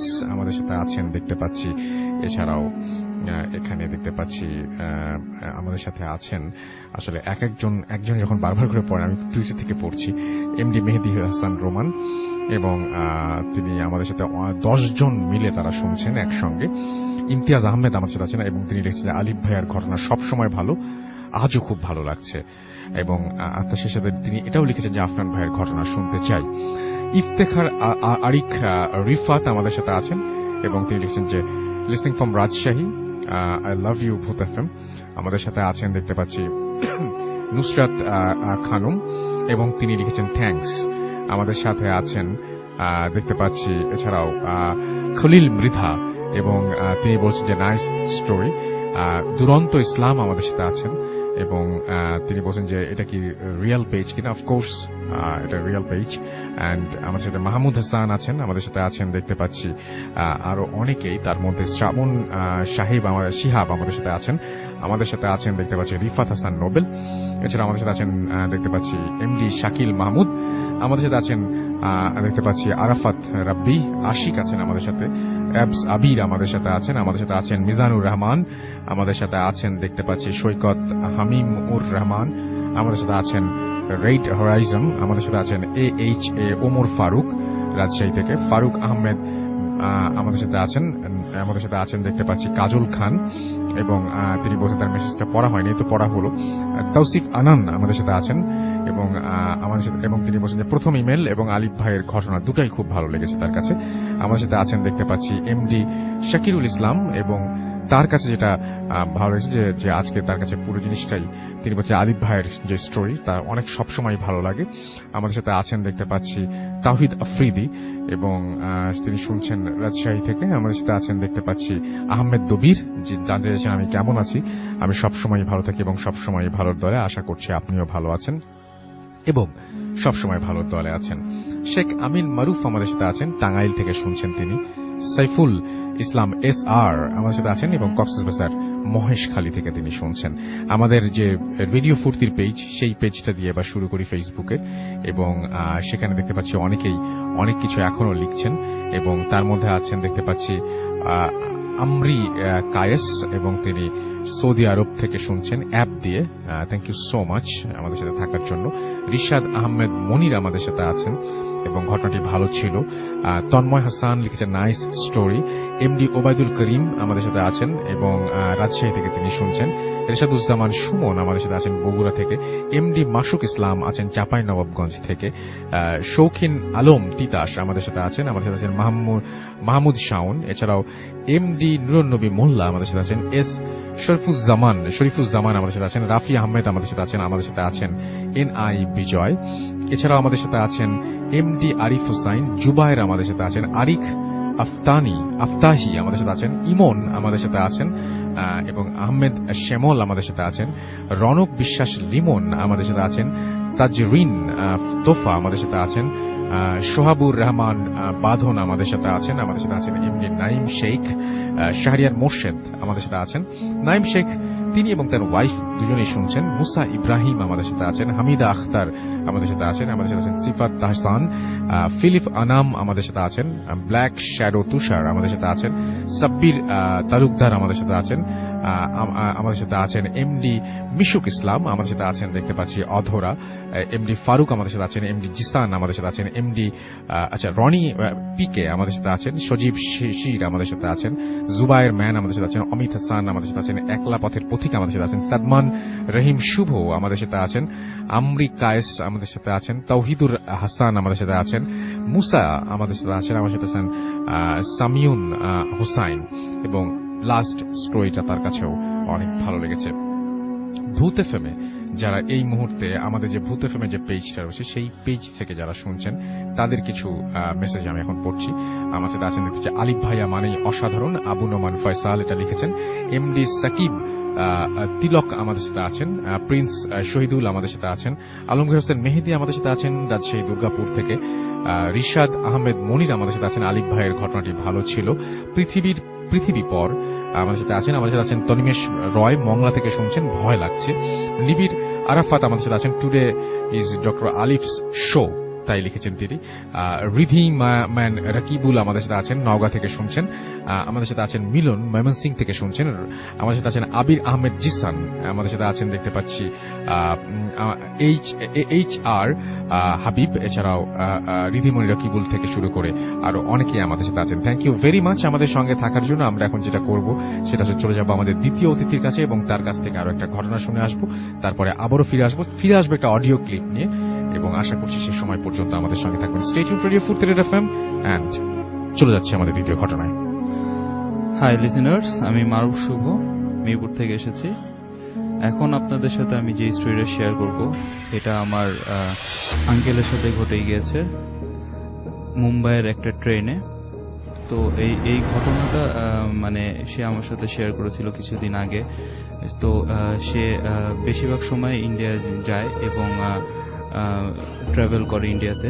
তো একদিন সে মুম্বাই থেকে কলকাতায় আসছিল ট্রেনে। তো সে ছিল এবং তার সাথে আরো দুইজন ছিল, তারা ইন্ডিয়ান ছিল। তো তারা একটা কম্পার্টমেন্ট নেয়। তো সেখানে নিচের দুইটা বেডে সেই দুইজন ইন্ডিয়ান ছিল, আর উপরের যে বেডটা সেটার মধ্যে আমার আঙ্কেল ছিল। তার অপোজিটে যে বেডটা ছিল সেখানে সে কেউ ছিল না, ওটা খালি ছিল। তো সে রাতের বেলা তার ঘুম আসছিল না। তখন রাত প্রায় 2টা-2:30 হবে। তো সে ঘুমাতে চেষ্টা করছিল। তো কিছুক্ষণ পরে তার ঘুম চলে আসে, তো সে ঘুমিয়ে যায়। তো একটা সাউন্ডে তার ঘুমটা ভেঙে যায়। সাউন্ডটা এমন ছিল যে লোহার সাথে বাড়ি খায় যেমন একটা সাউন্ড হবে, ওই টাইপের একটা সাউন্ড। তো এই সাউন্ড পাওয়ার পর তার ঘুম ভেঙে যায় এবং ঘুম থেকে উঠে সে দেখে মানে তার অপোজিটে যে বেডটা, সেই বেডের মধ্যে একটা বাউনা টাইপের লোক বসে আছে, তার দিকে রাগান্বিত দৃষ্টিতে তাকিয়ে আছে। তো এই বিষয়টা দেখার পরে সে ফার্স্টে বুঝতে পারছিল না যে জিনিসটা কি। তো এটা মানে তখন সে উঠে বসে যায়। উঠে যখন সে বসে, তো সেই জিনিসটা জাম্প করে ফ্লোরে লাফ দিয়ে গেট দিয়ে বের হয়ে যায়। তো সেই ব্যাপারটা দেখার পরে সে অনেক ভয় পেয়ে যায়, কিন্তু তখন সে চিৎকারও করেনি, কাউকে কিছু বলেও নি। সে নেমে গেট খুলে চারপাশে দেখে যে বাইরে কিছু আছে নাকি। সে দেখে পুরো বাইরে মানে অন্ধকার, কিছুই নেই, সবাই তাদের গেট লাগানো। তো সে রুমের কম্পার্টমেন্টের দরজাটা লাগিয়ে সে আবার বসে থাকে এর মধ্যে। তো কিছুক্ষণ পরে সে ওয়াশরুমে যাওয়ার জন্য বের হয়। সে যখন ওয়াশরুমে যায়, ওয়াশরুম থেকে বের হওয়ার পরে সে দেখে সেম ওই জিনিসটাই তাদের রুমের ভিতরে ঢুকছে। তো এই জিনিসটা দেখার পরে সে ভয় পাচ্ছিল যে সে রুমে যাবে কি যাবে না। তার কাছে মোবাইলও ছিল না যে সে তাদের ওই ইন্ডিয়ান যেই লোক দুইজন ছিল তার সাথে তাদেরকে কল দিবে। তো সে ভয়ে রুমের গেটের সামনে গেল এবং রুমের গেটটা খুলে যখন ভিতরে ঢুকলো, দেখলো যে ভিতরে কিছুই নেই। তখন সে সেই ইন্ডিয়ান দুইজনকে ডাক দিল আর বলল যে তোমরা কি কোনো সাউন্ড পেয়েছো বা রুমে কি কিছু ছিল নাকি। পরে তারা বলল যে না, আমরা রুমে তো কিছু, হিন্দিতে বলছিল তারা যে রুমে তো কিছুই ছিল না বা আমরা কোনো সাউন্ডও পাইনি এখান থেকে কোনো আমরা তো ঘুমাচ্ছি। পরে এই পুরো বিষয়টা ওই দুইজনের সাথে সে শেয়ার করলো। শেয়ার করার পরে একজন বলল যে এরকম আপনি তো প্রথমবার মুম্বাই ট্রেনে ট্রাভেল করতেছেন, মুম্বাই ট্রেনে এই টাইপের বা ছোটখাটো অনেক কিছুই হয়। পরে সেই লোকটা উপরে বলল যে আপনি আমার বেডে ঘুমান, আমি উপরে ঘুমাচ্ছি। তো এই বিষয়টা তার মাথায় ছিল, কোনোভাবেই মাথা থেকে যাচ্ছিল না। তো সে যখন কলকাতায় ব্যাক করে রাসেল ভাই, তখন হোটেলের মধ্যে মানে সে তারপরে ব্যাপারগুলো হচ্ছিল তার মানে সে এই জিনিসটাকে স্বপ্নে দেখা শুরু করলো। তো সে কলকাতায় যে হোটেলে ছিল সে হোটেলে সে ঘুমাচ্ছিল, সে দেখতে পেল যে ওই জিনিসটাই মানে সে ঘুমের মধ্যে দেখছে যে ওই জিনিসটা ওই হোটেল রুমের মধ্যে মানে একটা জায়গায় বসে আছে বা যে জানলা দিয়ে বের হয়ে যাচ্ছে, এই টাইপের দৃশ্য সে দেখা শুরু করলো। সে বুঝলো যে এই ব্যাপারটা আসলে অনেক খারাপ দিকে যাচ্ছে। তো সে বাংলাদেশে ব্যাক করে। বাংলাদেশে এসে তার এলাকার একজন হুজুরের সাথে সেই ব্যাপারটা শেয়ার করলো যে তার সাথে এরকম মুম্বাই ট্রেনে এই টাইপের একটা ঘটনা ঘটেছে এবং তারপর থেকে সে স্বপ্নে ওই জিনিসটাকে দেখা শুরু করলো। তারপর হুজুর তাকে কিছু দোয়া পড়ে শুতে বললো। তারপর থেকে রাসেল ভাই ওই জিনিসটাকে সে কোনোদিন দেখেওনি এবং তাকে অনুভবও কোনোদিন করেনি। এই ছিল আমার স্টোরি রাসেল ভাই। থ্যাংক ইউ সো মাচ আপনার ঘটনার জন্য। আপনাকে অনেক ধন্যবাদ। আলিফ, আপনার সাথে একটু কথা বলতে চাই। সেটা হচ্ছে যে আমরা তো মানে এরকম তো নিশ্চয়ই লিসেনারদের কাছে অনেক সময় শুনে থাকেন যে লিসেনাররা বলছে যে আমরা অনেক সময় লাইভ শুনতে পারি না, পরে ইউটিউব থেকে শুনি, রাইট? তো আমি চাচ্ছি যে আলিফ যেহেতু আছেন এই দিনই এই ঘোষণাটা দিতে। আমাদের ফেসবুক পেজে অলরেডি আপলোড করা হয়েছে যে কামিং সুন রেডিও ফুর্তির যে ইউটিউব চ্যানেল, যেখানে ভূত এফএম-এর সব এপিসোড পাওয়া যাবে। কেমন লাগছে এই ব্যাপারটা? অনেক অনেক ভালো, অনেক ভালো। এখন আমি সবাইকে বলতে পারবো, অনেকে জিজ্ঞেস করে যে তুমি যে গেছো ওই এপিসোড গুলা কি পাবো নাকি? আমি বললাম আপনি পাবেন অবশ্যই। বলে যে আমি বলে অনেকে আপলোড করে ইউটিউবে, ওইখান থেকে শুনতে পারেন। আমরা হয়তো এখন বিরতি দিয়ে শুনবো, মানে আজকে যে এপিসোডটা হয়েছে সেই এপিসোডটা হয়তো অনেকদিন পরে শুনতে পাবে, চলে আসছিল হঠাৎ করে। বাট আমরা এখানে আপলোড করছি এবং তাতে যেটা সুবিধা হবে, অনেকে আমাদের লেখেন যে আপনাদের সাউন্ড কোয়ালিটি এরকম কেন, কিন্তু আমরা আসলে তো আপলোড করি না। এখন আমরা যদি আপলোড করা শুরু করি তাহলে best sound quality, audio quality হবে এবং বেস্ট থাকবে। আশা করছি যে আপনাদের সবার ভালো। আমি রাসেল ভাই একটা জিনিস সাজেস্ট করতে চাই যে যদি এরকম হয় কোন একটা ভালো স্পেশাল অকেশন আসলো, এখানে একদম লাইভ ভিডিও করে যদি ইন্টারনেটে ইনশাআল্লাহ আমাদের সেরকম প্ল্যান আছে, তাহলে মানে আমাদের লিসেনারও আশা করি অনেক বেশি উদ্বুদ্ধ হবে শোনার জন্য। ইনশাআল্লাহ যদি লিসেনাররা সঙ্গে থাকেন, এবং আলিফ যেটা বললেন সেটা আমরা অবশ্যই ইনশাআল্লাহ একদিন আপনাদের সামনে করব, এবং আপনারা যদি চান তাহলে এখনো সময় আছে। আলিফকে তো সাপোর্ট করবেন আমরা এমনি জানি, তারপরে যারা যারা চান আমাদেরকে জানান। তো আলিফ, থ্যাংক ইউ সো মাচ আসার জন্য, এবং অনেক অনেক ধন্যবাদ। আবার দেখা হবে ইনশাআল্লাহ। ইনশাআল্লাহ আমরা যেটা করব সেটা হচ্ছে ছোট একটা অডিও ক্লিপ শুনে আসবো, তারপরে ফিরে আসবো নতুন আরো একজন অতিথিকে নিয়ে। সেই পর্যন্ত আমাদের সঙ্গে থাকুন। স্টে টিউনড রেডিও ফুর্তি এফএম এন্ড ডু ফুর্তি। Face it, radio money ফুর্তি, radio ফুর্তি Bhoot FM. The night comes alive. বিশ্বাস করা না করাটা আপনার ব্যাপার।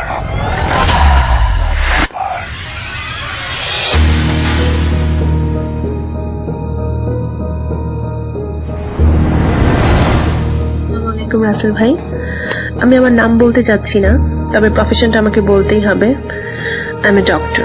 জাস্ট রিসেন্ট আমার জীবনে ঘটে যাওয়া একটি ঘটনা শেয়ার করবো, and it's about black magic, যেখানে আমাদের নবী হযরত মুহাম্মদ সাল্লাল্লাহু আলাইহি ওয়াসাল্লাম রেহাই পায়নি। তো আমি কে? ঘটনা আমার হাজবেন্ডকে নিয়ে। সে মিডিয়ার একজন, নাম বলে তাকে অনেকেই চিনবেন। আমি তার পরিচয়টা এই জন্য আরো দিতে চাচ্ছি না, আর স্টুডিওতে আরো এই জন্য আসতে চাচ্ছি না।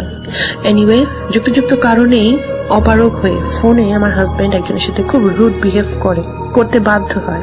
Just 1 month after that time problem গুলো শুরু হয়। হঠাৎ তার বিহেভে একটা চেঞ্জ আসে। আমি এবং আমার বাসার সবাই এবং আমার বেবির উপর সেটার খুবই প্রভাব পড়ে। আমরা লক্ষ্য করি যে সে যেন আর মানুষ নেই, এত খারাপ ব্যবহার, ফর নাথিং। ইভেন ডিভোর্সের কথাও সে আমাকে বলে, বাসা থেকে চলে যেতে বলে, এবং ফর নাথিং। এটাই খুব আশ্চর্য, তার হিংস্রতাটা মানে বেড়েই চলছে দিনকে দিন। অস্বাভাবিকতাটা দেখে বোঝাই যায় যে এখানে মানে আমার তখন মনে হয় যে এখানে কোনো একটা অন্যরকম একটা কিছুর মানে একটা কারণ থাকতে পারে, অন্যরকম কিছু, যে কারণে আমি তাকে ক্ষমা করে দিই। তো আমি আমার বাসায় চলে যাই এবং আমি একটা অভিযানে নেমে পড়ি। হোয়াই এমন কেন হবে সে? 1, 2 নয়, 3 জায়গা থেকে আমি জানতে চাই ব্ল্যাক ম্যাজিক সম্পর্কে, এবং তার নাম দিয়ে যে হ্যাঁ, তার উপর ব্ল্যাক ম্যাজিক করা হয়েছে। 1 মাস পর ও আমাকে নিতে আসে আমার বাসায়। তো আমিও ফিরি ওর কাছে, কারণ ওর সান্নিধ্যে থাকাটা ওর দরকার ছিল। ওকে অনেক কিছু মানে পানি, দোয়া এগুলো দিতে হবে, যে কারণে আমি পরে বাসায় চলে আসি। এবং আস্তে আস্তে ওর অনেকটা ইমপ্রুভ। এখনো 30% বাকি আছে। আমি বলবো ও অনেক ভালো ছিল। ওর চেঞ্জটা যে কারণে তাকে ব্ল্যাক ম্যাজিক করা হয়, এবং ওই যে বললাম এখনো 30% মতো তার বাকি আছে। তো ব্ল্যাক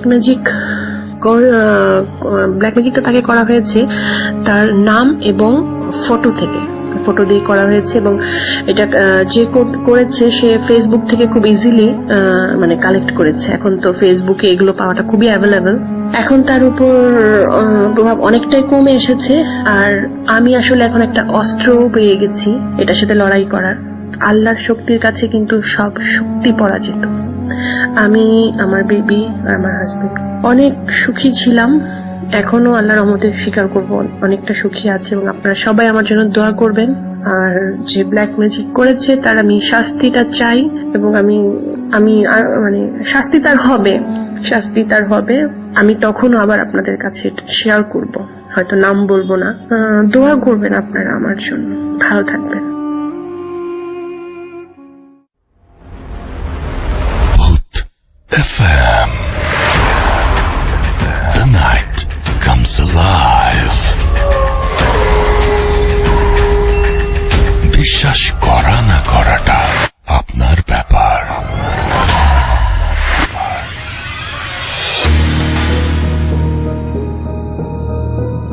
ওয়েলকাম ব্যাক। শুনছেন রেডিও ফুড রেড এফএম। আমি রাসেল আছি সাথে, এবং ঘড়িতে সময় রাত 1:30 যদি আমাদের ইমেইল করতে চান, আমাদের ইমেইল অ্যাড্রেস হচ্ছে bhootfm@radio40.fm, which is bhootfm@radio40.fm। আপনার নাম, ঠিকানা এবং ফোন নাম্বার সহ আপনার জীবনে ঘটে যাওয়া বা আপনার জানা সেরা ঘটনা লিখে পাঠিয়ে দিন আমাদের কাছে। ঘটনার শুরুতে অবশ্যই উল্লেখ করুন ঘটনাটি আপনি স্টুডিওতে এসে শেয়ার করতে চান নাকি আপনি চান আপনার ঘটনা আমরা পড়ে শোনাই। যারা দেশের বাইরে রয়েছেন তারা সরাসরি অডিও ক্লিপ পাঠাতে পারেন বা লিখেও পাঠাতে পারেন ঘটনাটি। আর আমাদের যে ফেসবুক পেজ দুটো আছে সেই পেজ দুটো ভিজিট করতে পারেন www.facebook.com/radio.furti, www.facebook.com/bhootfm.russell, এবং একই সাথে আমাদের যে টুইটারের পেজটা রয়েছে আর যে মানে রাসেলের, সেটা হচ্ছে যে Russell_Bhoot_FM। আপনি টুইটারে গেলেই পেয়ে যাবেন, এবং আশা করছি যে এটা আপনারা আসবেন এবং আপনারা জানাবেন যে কার ঘটনা কেমন লাগছে, কি অবস্থা। আমরা চলে যাচ্ছি আমাদের শেষ অতিথির কাছে, তার ঘটনা শুনবো। আপনার নামটা প্লিজ একটু বলবেন, তারপর আপনার ঘটনায় যাব। কোথা থেকে এসেছেন সেটাও একটু কাইন্ডলি বলবেন। ধন্যবাদ রাসেল ভাইয়া। আমি রাসেল আহমেদ, আমি এসেছি ধানমন্ডি থেকে। তো আমাকে আজকে ডাকার জন্য ধন্যবাদ জানাচ্ছি। আমরা ঘটনায় চলে যাই। আমি সরাসরি ভাইয়া ঘটনায় চলে যেতে যাচ্ছি প্লিজ। এই ঘটনাটি ভাইয়া এটা কারো দাদির মুখে বা নানির মুখে শোনা গল্প নয়, এটি আমার পরিবারে ঘটে যাওয়া একটি বাস্তব ঘটনা। এই ঘটনাটি ঘটে গিয়েছে আমাদের গ্রামের বাড়িতে।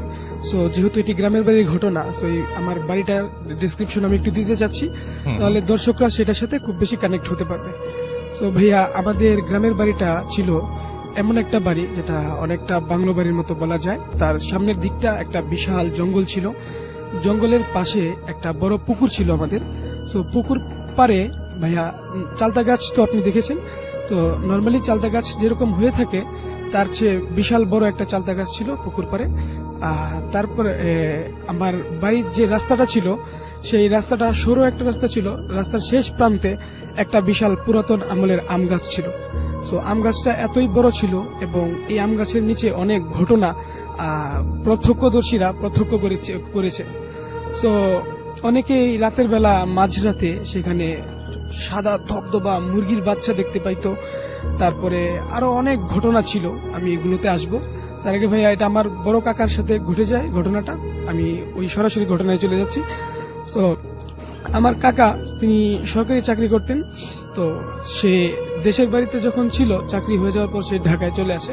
তো গ্রামে যখন ছিলেন তিনি দেখতাম ওই যে চালতা গাছে প্রতি শনিবারে এবং মঙ্গলবারে তিনি করতেন কি, একটা বিশেষ ধরনের খানার আয়োজন করতেন, যেটাকে ভাইয়া ভোগ বলা হতো।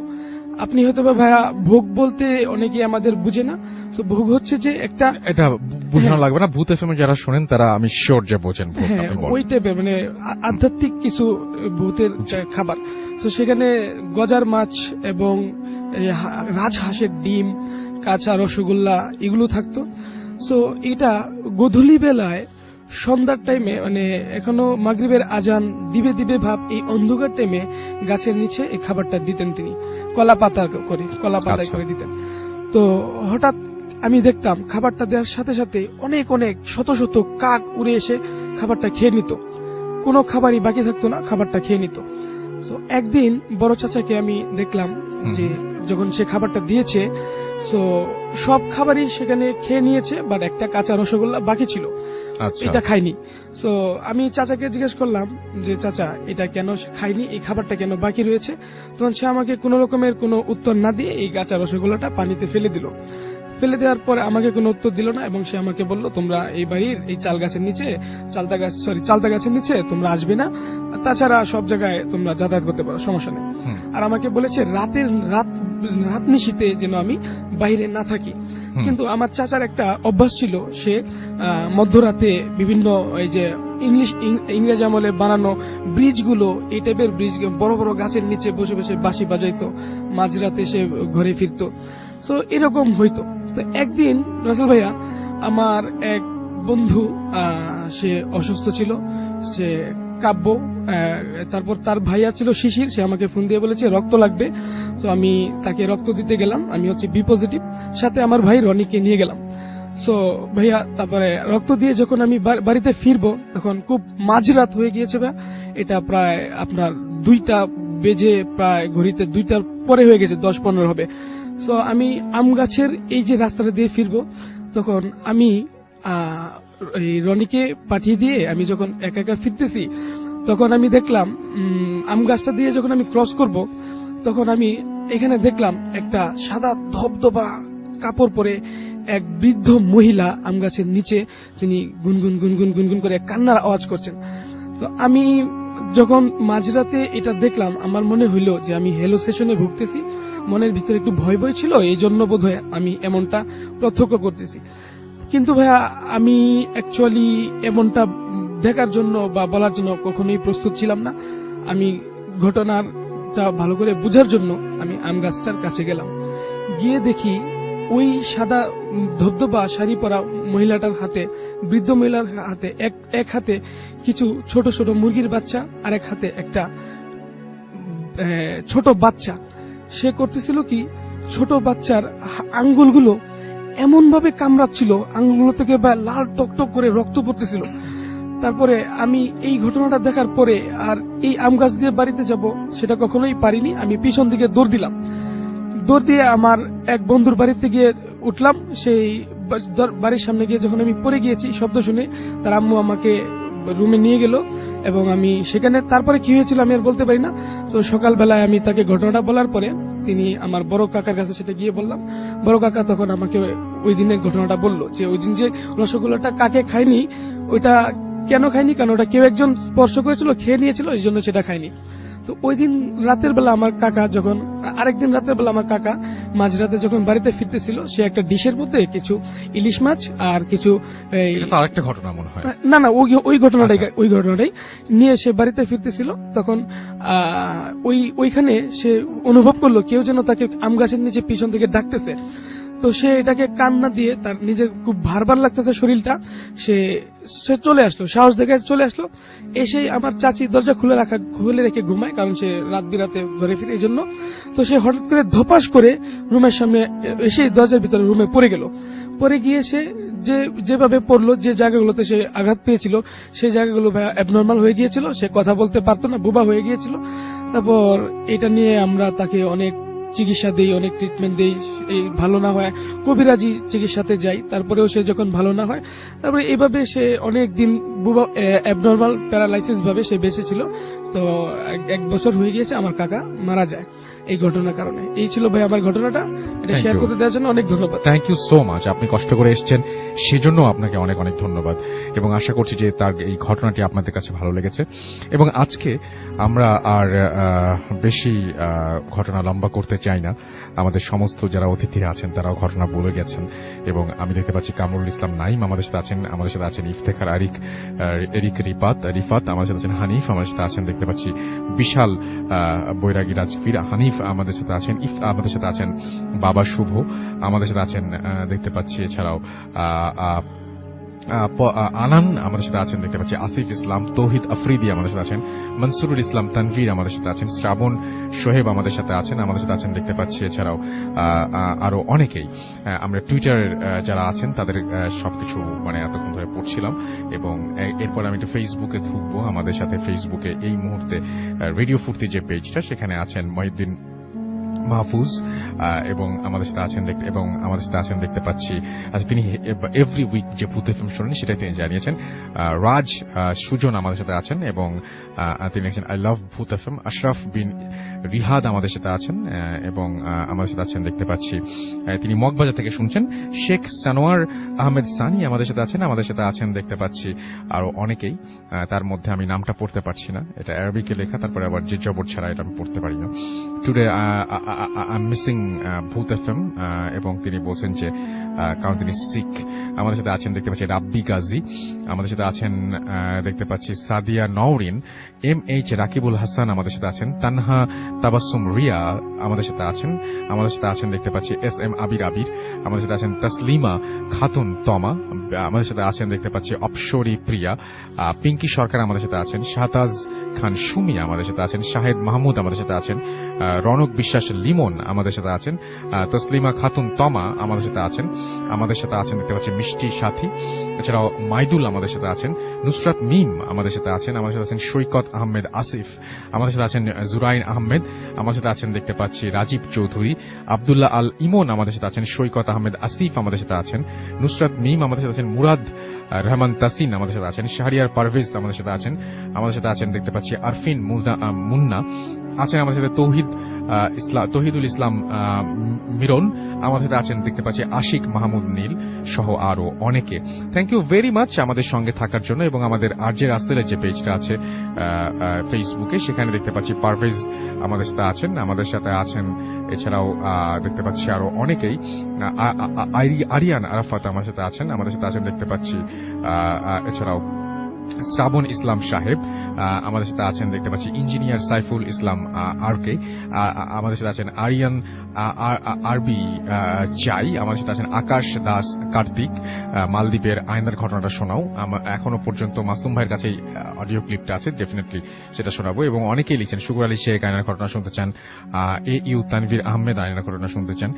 আমাদের সাথে আছেন রিশাদ আহমেদ মনির আছেন আমাদের সাথে দেখতে পাচ্ছি, রিধিম্যান রাকিবুল আছেন আমাদের সাথে, রিজভি আহমেদ মুন আমাদের সাথে, LC রনি আমাদের সাথে আছেন, তিনিও আয়নার ঘটনা শুনতেছেন, নিবির আরাফাত আমাদের সাথে আছেন, মিয়াপাড়া গোপালগঞ্জ থেকে তিনি শুনছেন, দেবব্রত আমাদের সাথে আছেন, লিটন নাটোর থেকে আমাদের সাথে আছেন, মুসাফির মেহরাব আমাদের সাথে আছেন, আব্দুল্লাহ রিফাত আমাদের সাথে আছেন, আর যে ফারিন আমাদের সাথে আছেন। আলিফ ভাইয়ের ঘটনাটা ভালো লেগেছে। আমাদের সাথে দেখতে পাচ্ছি প্রিন্স শহীদুল আছেন আমাদের সাথে আছেন দেখতে পাচ্ছি, সাইফ নীল মুর্শিদাবাদের লালগোলা থেকে তিনি শুনছেন, গাজী ভাই আমাদের সাথে আছেন দেখতে পাচ্ছি, এছাড়াও MD রাশেদ চৌধুরী, জুবায়ের আহমেদ রোমিও আমাদের সাথে আছেন, রাজন বর্মন আমাদের সাথে আছেন, মামুন আহমেদ আমাদের সাথে আছেন দেখতে পাচ্ছি, মোজাহিদ কবির, ইঞ্জিনিয়ার শফিকুল আমাদের সাথে আছেন দেখতে পাচ্ছি, মেহেদি হাসান অন্তু, আরিফুল রহমান সহ আরো অনেকে। এবং তিনি লিখেছেন যে আজকের এপিসোডটি বেস্ট এপিসোড। যদি বেস্ট এপিসোড হয় তাহলে সেটা সব ক্রেডিট দিতে হবে আজকে ডক্টর আলিফকে। Thank you very much. আপনারা সবাই যারা এতক্ষণ পর্যন্ত আমাদের সঙ্গে ছিলেন তাদের সবাইকে অনেক অনেক অনেক অনেক ধন্যবাদ এবং আশা করছি আপনারা আগামীতেও আমাদের সাথে থাকবেন এবং সবসময় থাকবেন। আর আমি যেটা করব সেটা হচ্ছে এখন আপনাদেরকে জানিয়ে দেবো যে আমাদেরকে কিভাবে ইমেল করতে হবে। আমাদের ইমেল অ্যাড্রেস হচ্ছে bhutfm@radiofurti.fm which is bhwtfm@radioforti.fm। আপনার নাম, ঠিকানা এবং ফোন নাম্বার সহ আপনার জীবনে ঘটে যাওয়া বা আপনার জানা সেরা ঘটনা লিখে পাঠিয়ে দিন আমাদের কাছে। ঘটনার শুরুতে অবশ্যই উল্লেখ করুন যে ঘটনাটি আপনি স্টুডিওতে এসে শেয়ার করতে চান নাকি আপনি চান আপনার ঘটনা আমরা পড়ে শোনা। যারা দেশের বাইরে রয়েছেন তারা সরাসরি অডিও ক্লিপ পাঠাতে পারেন বা লিখেও পাঠাতে পারেন ঘটনাটি। আজকের মতো এখানেই শেষ করছি। কথা হবে আবারও আগামী শুক্রবার। সবাই ভালো থাকবেন, সুস্থ থাকবেন, সুন্দর থাকবেন, মোস্ট ইম্পর্টেন্টলি ফুর্তি থাকবেন। টাটা। Exclusively on Fusion.